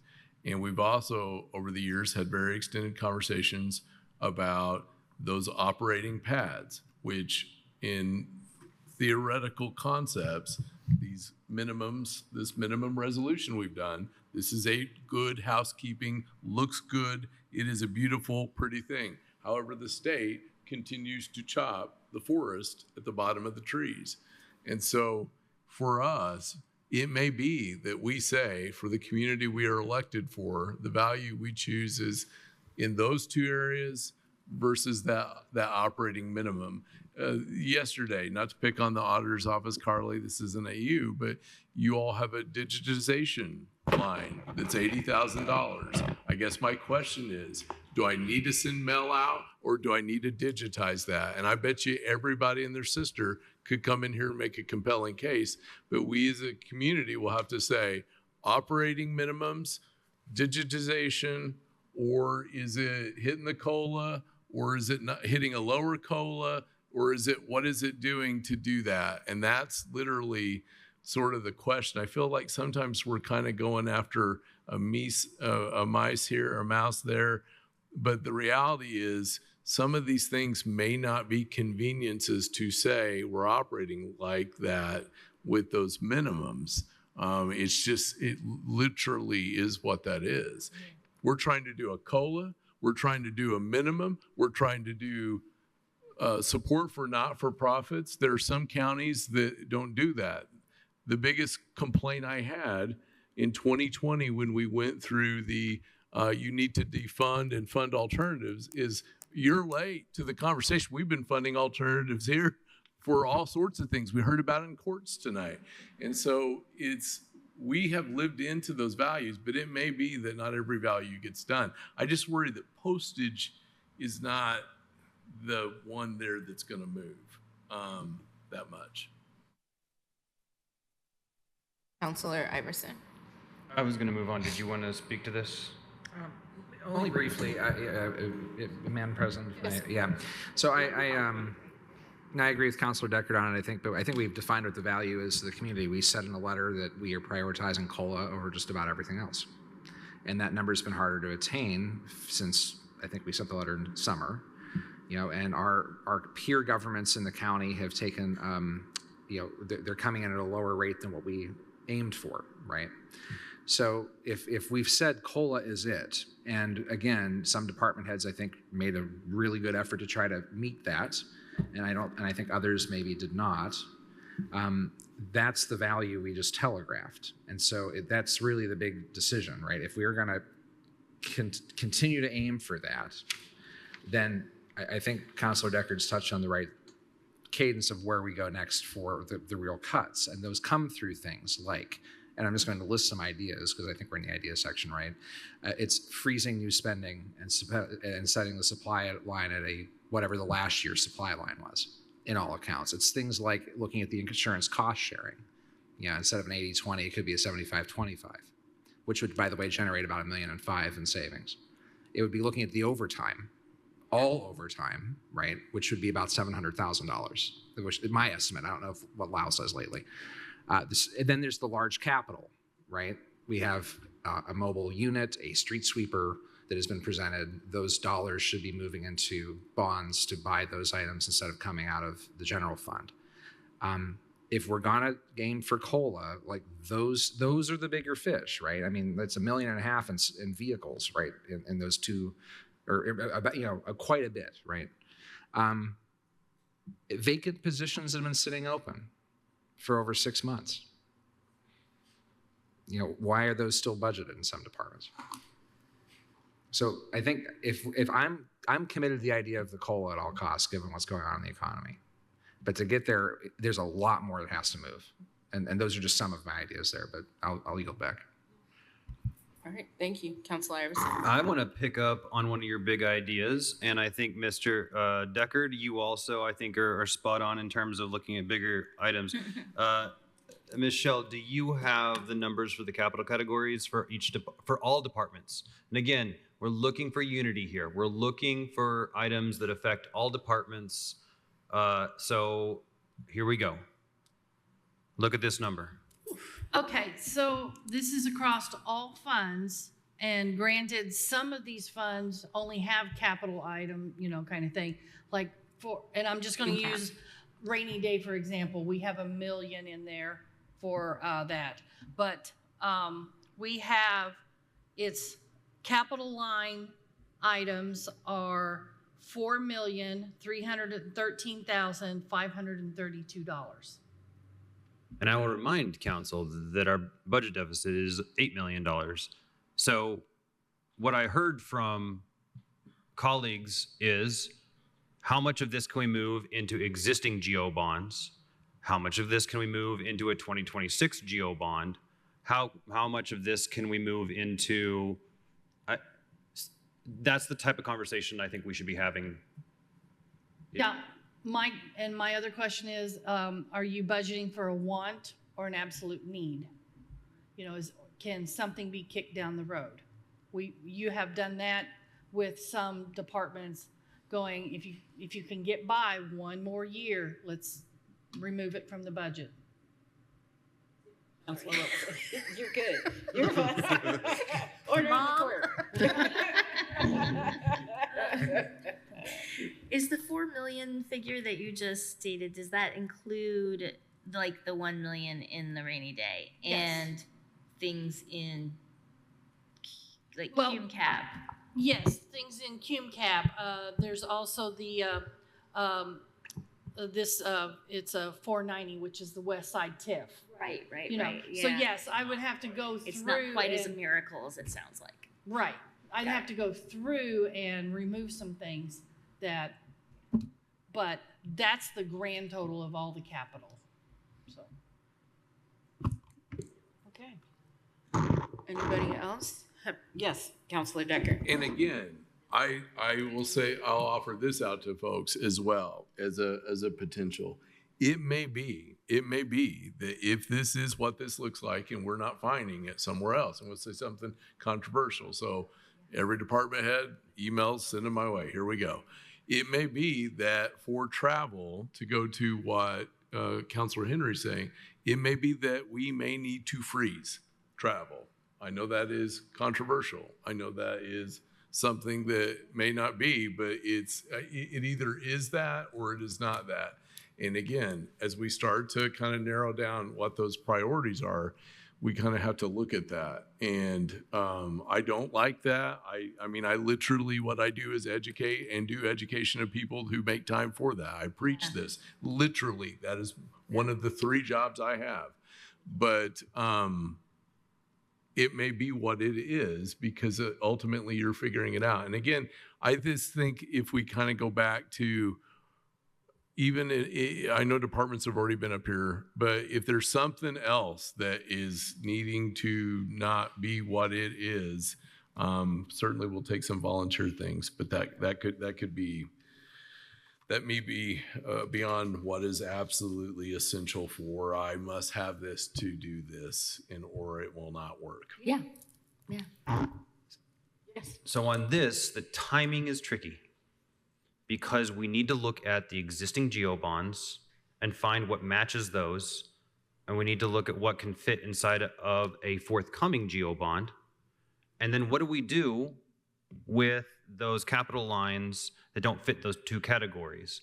And again, is it a conversation that Michelle raised about wants versus needs? Or is it a 1-year freeze? These are the types of conversation, like the types of analysis I think we need to be doing, and I think we need to be doing them fairly quickly. So we have information from the commissioner's office about the existing old bond balances. I'm not sure that's quite enough, because I get the feeling that there's some conversation that might need to happen around that, but. So we've got information that we can work with on that. I think throwing things just willy-nilly into a bond, I mean, I don't mind going to the 3 million that we usually do, because that keeps things the same way. I know that things have changed in how we do it, but just because we can fund longer doesn't mean we have to fund more. But that's a discussion probably for another meeting. There are some other things that I've been thinking about. For instance, this might not be super popular, but we have money from the food and beverage tax. Why are you pointing? Oh, sorry. No, sorry. Keep going. And we have requests that fit under what food and beverage tax is being collected for. Parks has requested some things. There might be something from aviation. You didn't get picked up on your mic. I'm not repeating. Council Iverson said that. Yep. My bad. Pull your mic to your Bingo card. So I think looking at money that we have, and that's a whole other can of worms when we start thinking about, didn't Councilor Hawk say something, or maybe it was Councilor Henry, I can't remember about the same. Yeah. It is late. The ED lit. Well, yeah, I'm sorry, Madam President. If I may. Go ahead. Yeah, and it was in the context of the ED lit regarding the inability to fund the as proposed jail lawfully at the rate that to buy the facility. So if that is in fact unattainable, sequestered funds in a way that we could be using them for immediate economic development. Right, and I'm not as enthralled with that idea personally, but it's an example of what I'm talking about. I think we might need a little bit creative, and food and beverage is one of those ideas. I did want to explore the overtime discussion. Yeah. Yep. I think, Kim Shelley, do you have those numbers pulled up? Because multiple council members asked for it. A big topic over the past several nights. Yes. So we have, and this is just the funds. It looks like there's about eight funds that have overtime in them. So then the total for 2026 is $488,741 of overtime. Now, granted, you've got like the jail, you've got the sheriff deputies, and highway overtime in that as well. Oh, sorry. I'm gonna go to Councilors Iverson and then Henry. Sorry. Go ahead. It is important that we raise the different departments that are showing up in this report, because we do have to be careful about this, because there are departments so we just have to be careful with this. And I know that there is work being done on trying to make clarity for that, and I think that's going to be part of an upcoming conversation. Council Henry? Thank you. I was waving my hand like that because Peter and I kind of look the same at an angle. I need to shave my beard. So take it a little farther. I mean, and it probably is a little farther with also potential for hiring freeze too. We're talking about if there are first responder personnel that are drawing on overtime for the purposes of life-saving activities in the community, right? Like that is a different kind of overtime than when a department head admits that they're using overtime to supplement the salary of an employee, which was admitted to in this room. So those are very different uses of overtime that, while they might be, and then we might be back to the parsley or the garnish on the plate here, but that's something to consider. But then I don't want to leave where Councilor Wiltz was taking this piece, but overtime for first responders and is one thing. Hiring freeze for non-essential or I should be careful with that term, for employees that are not in the first responding categories as well or involved in the criminal justice system is another thing to consider. What does a hiring freeze look like on top of the overtime? Because those are qualities, those are qualified categories, right? I think the overtime does need to look too, but we have some really clear examples where we could cut that, and then ones that are more opaque, I think. Agreed. Okay. Anybody else over here have any other questions or comments to add to overtime? Michelle, did you have anything else to add to overtime? With regards to overtime, I will say that on each one of these topics, what I can do is I can print an individual report that will show you which departments have like overtime, like we're looking. So here's, so here's general fund, but if you open it up per this report, you know, it will tell you clerk's office, auditor has 0, but sheriff, prosecutor. So what I'll do is I will simplify this for you so you can see which departments have it and what the amounts are on each one of these topics. So We also been getting from the auditor's office overtime reports and comp time reports. Yep. I think we should definitely incorporate those into our thinking.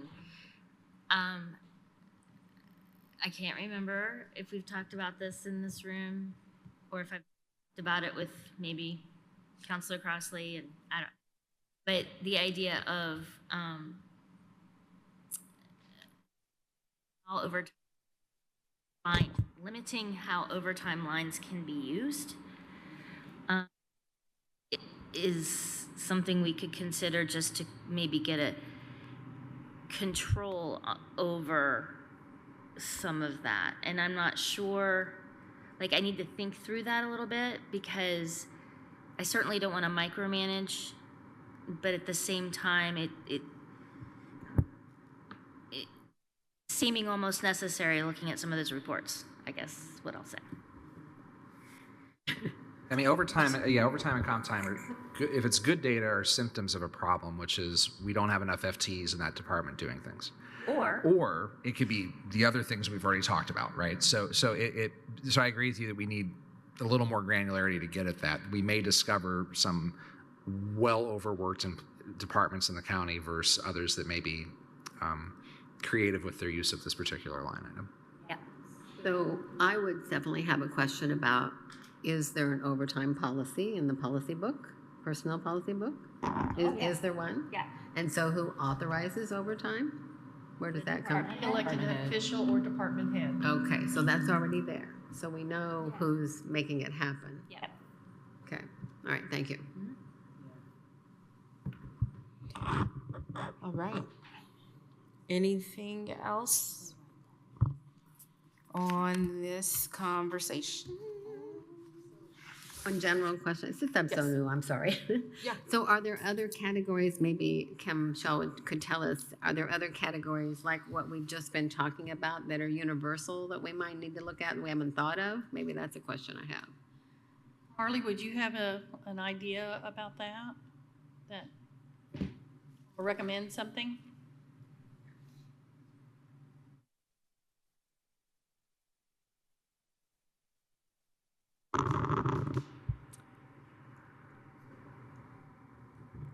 I don't know why I'm raising my hand over there. One of the areas where there is a potentially significant reduction is in the health department. We haven't mentioned that tonight, but we know that there is a significant change to be made.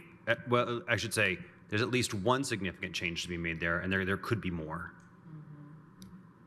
And I think we have a report from the auditor's office on unutilized and underutilized grant funds in the health department that can be explored.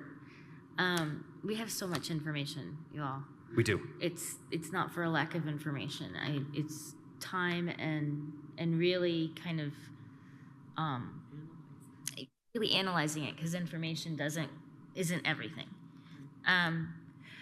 So I think that to take Carly off the hook a little bit with that question, they've provided a lot to us, and it's the auditor's job to check the accounts and make sure they're working, and they've gone above and beyond in really doing that. That's true. That's true.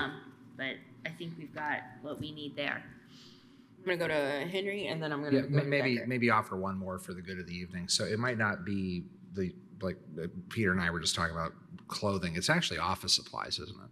it's the staples. So is there a way to pull the office supplies, that line generally, right? Because I'm sure that number might be surprising, but that would be my last offer to the.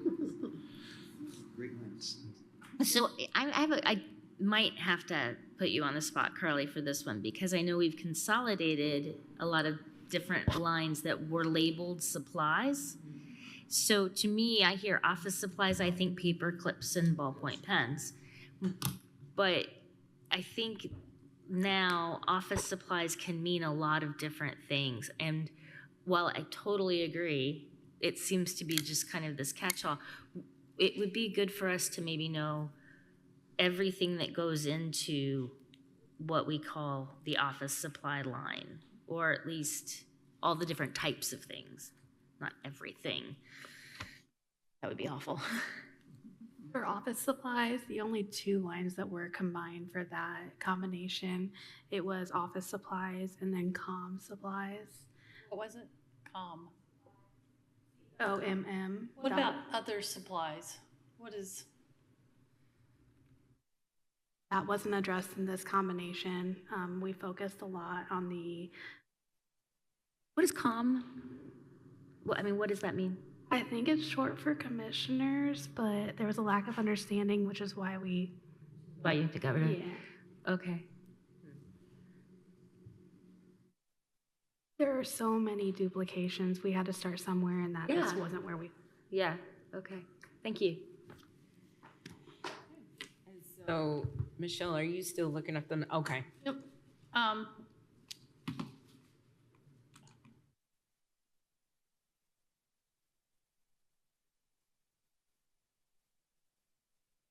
This is just office supplies line. And just the office supplies line is $189,245.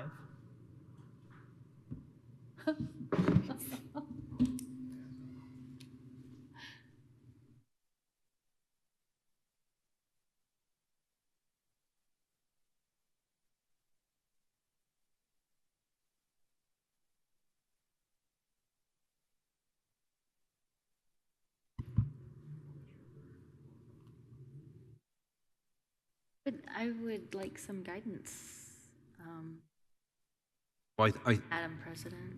yeah. Go for it. No, go for it. I'm actually trying to calculate all the cents. I think you're right, Councilmember Wiltz. We are swimming in a sea of data.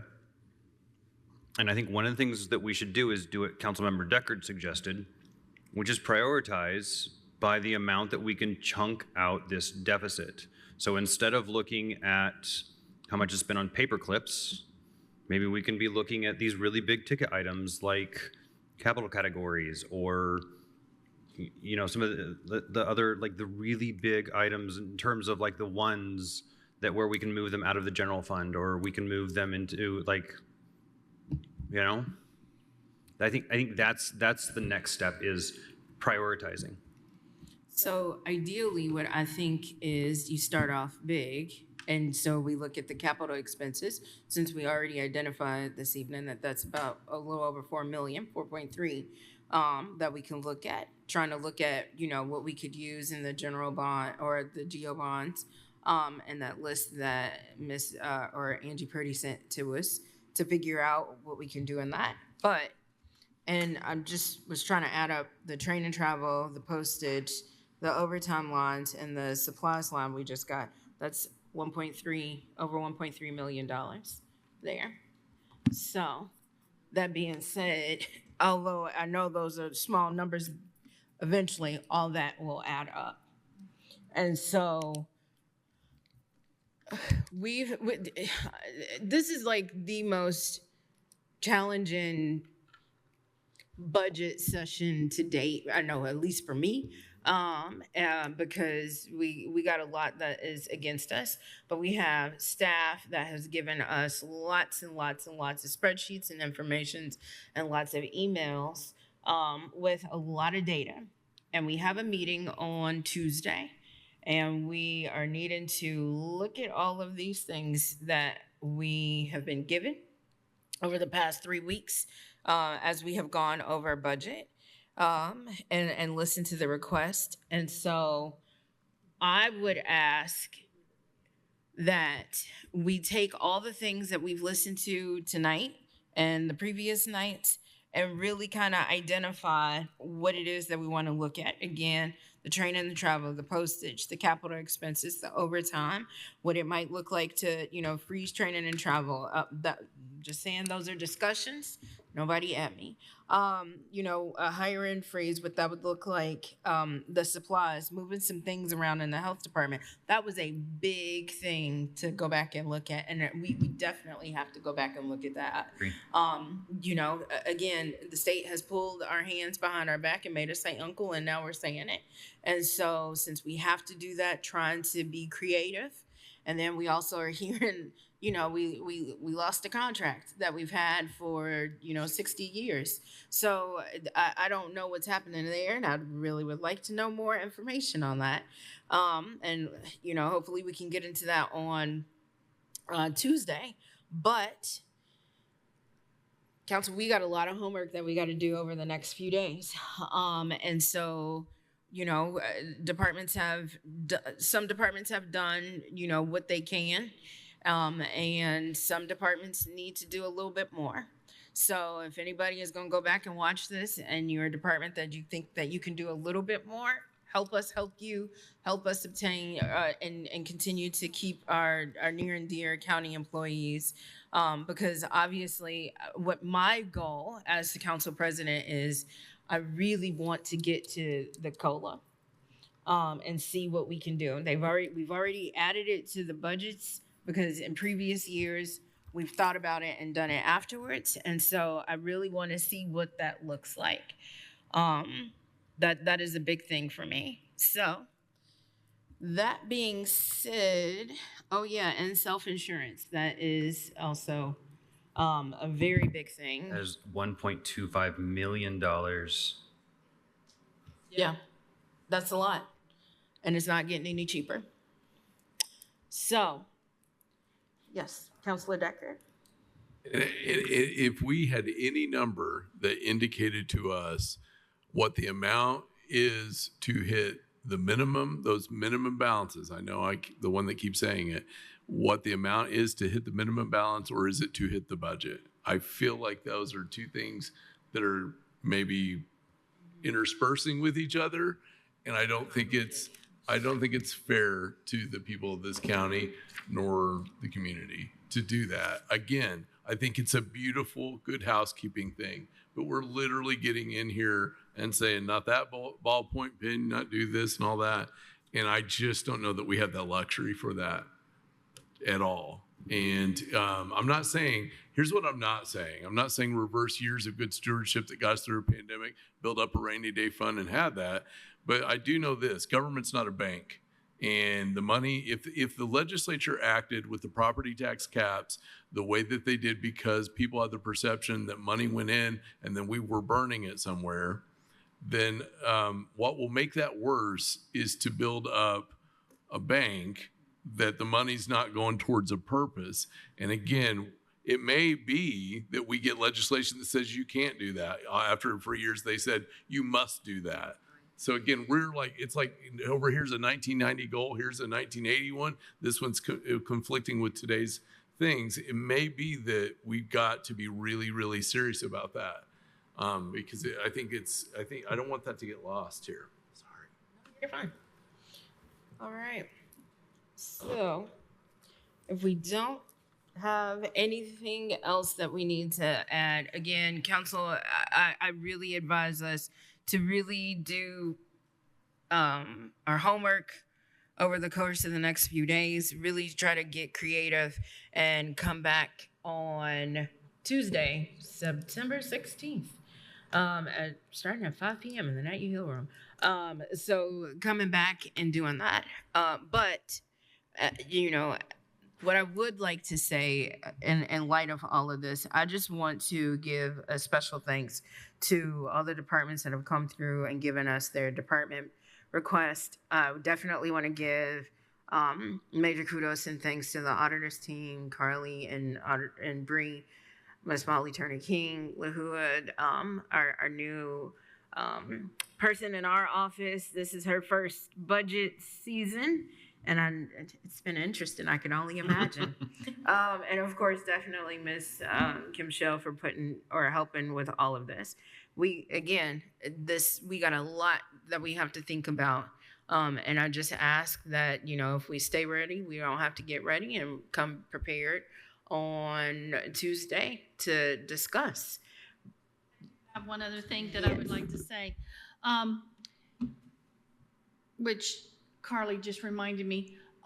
If you guys are thinking about doing like stuff into food and beverage, or with the edit fund, that also needs to be included in this budget so that we can get it into Gateway and advertise. So that will have to be a decision on that Tuesday.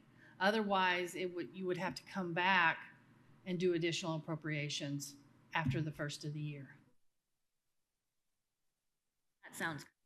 It is. I mean, sorry. I know that it wasn't on mic, but I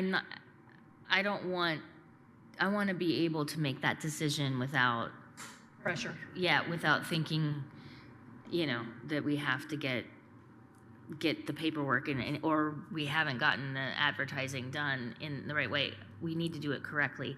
But that in particular, I mean, to mention both of those two income taxes, we would need to consult with some other folks who work in this building before we could do that. I mean, and so I don't know that we can figure that out entirely. And bond counsel. Oh, yeah. Mm-hmm. And I'm going to pass Carly has her hand up. I just want to say it's not just those that I didn't mention. Yeah, it's any fund. So like the auditor's fund that we increased last night, we're going to go ahead and increase that advertisement. So if you want anything, because we exceeded the original amount that we planned to advertise, if you plan to exceed what is advertised right now, we can get those plugged into Gateway and increase advertisements where needed. I believe the deadline to enter that into Gateway is the 16th. So if we 17th. Never mind, I stand corrected. Because we're having that. I did it strategically. We're having a meeting on Tuesday. We have to put everything into Gateway on Wednesday. That is not a lot of time. No, it's not. And one other thing that I was going to mention too that Councilor Wiltz brought up that we heard through YSB is the special purpose lit. That's also something that we heard tonight that, we might need to look at that. And so that's also something that we can talk about on the 16th as a whole too. So it's late, but we still don't go as long as city council. But that being said, I was just going to say, we got a lot. And so I want to give people their time back this evening to rest, reset, and come back to restore and do more on the 16th. And with that being said, I appreciate every single last council members up here that have done a lot of sleepless nights and a lot of heartburn going through meeting with your departments. I appreciate that. Even Councilor Hawk in her absence, we definitely missed her today. But that being said, we are adjourned. Thank you.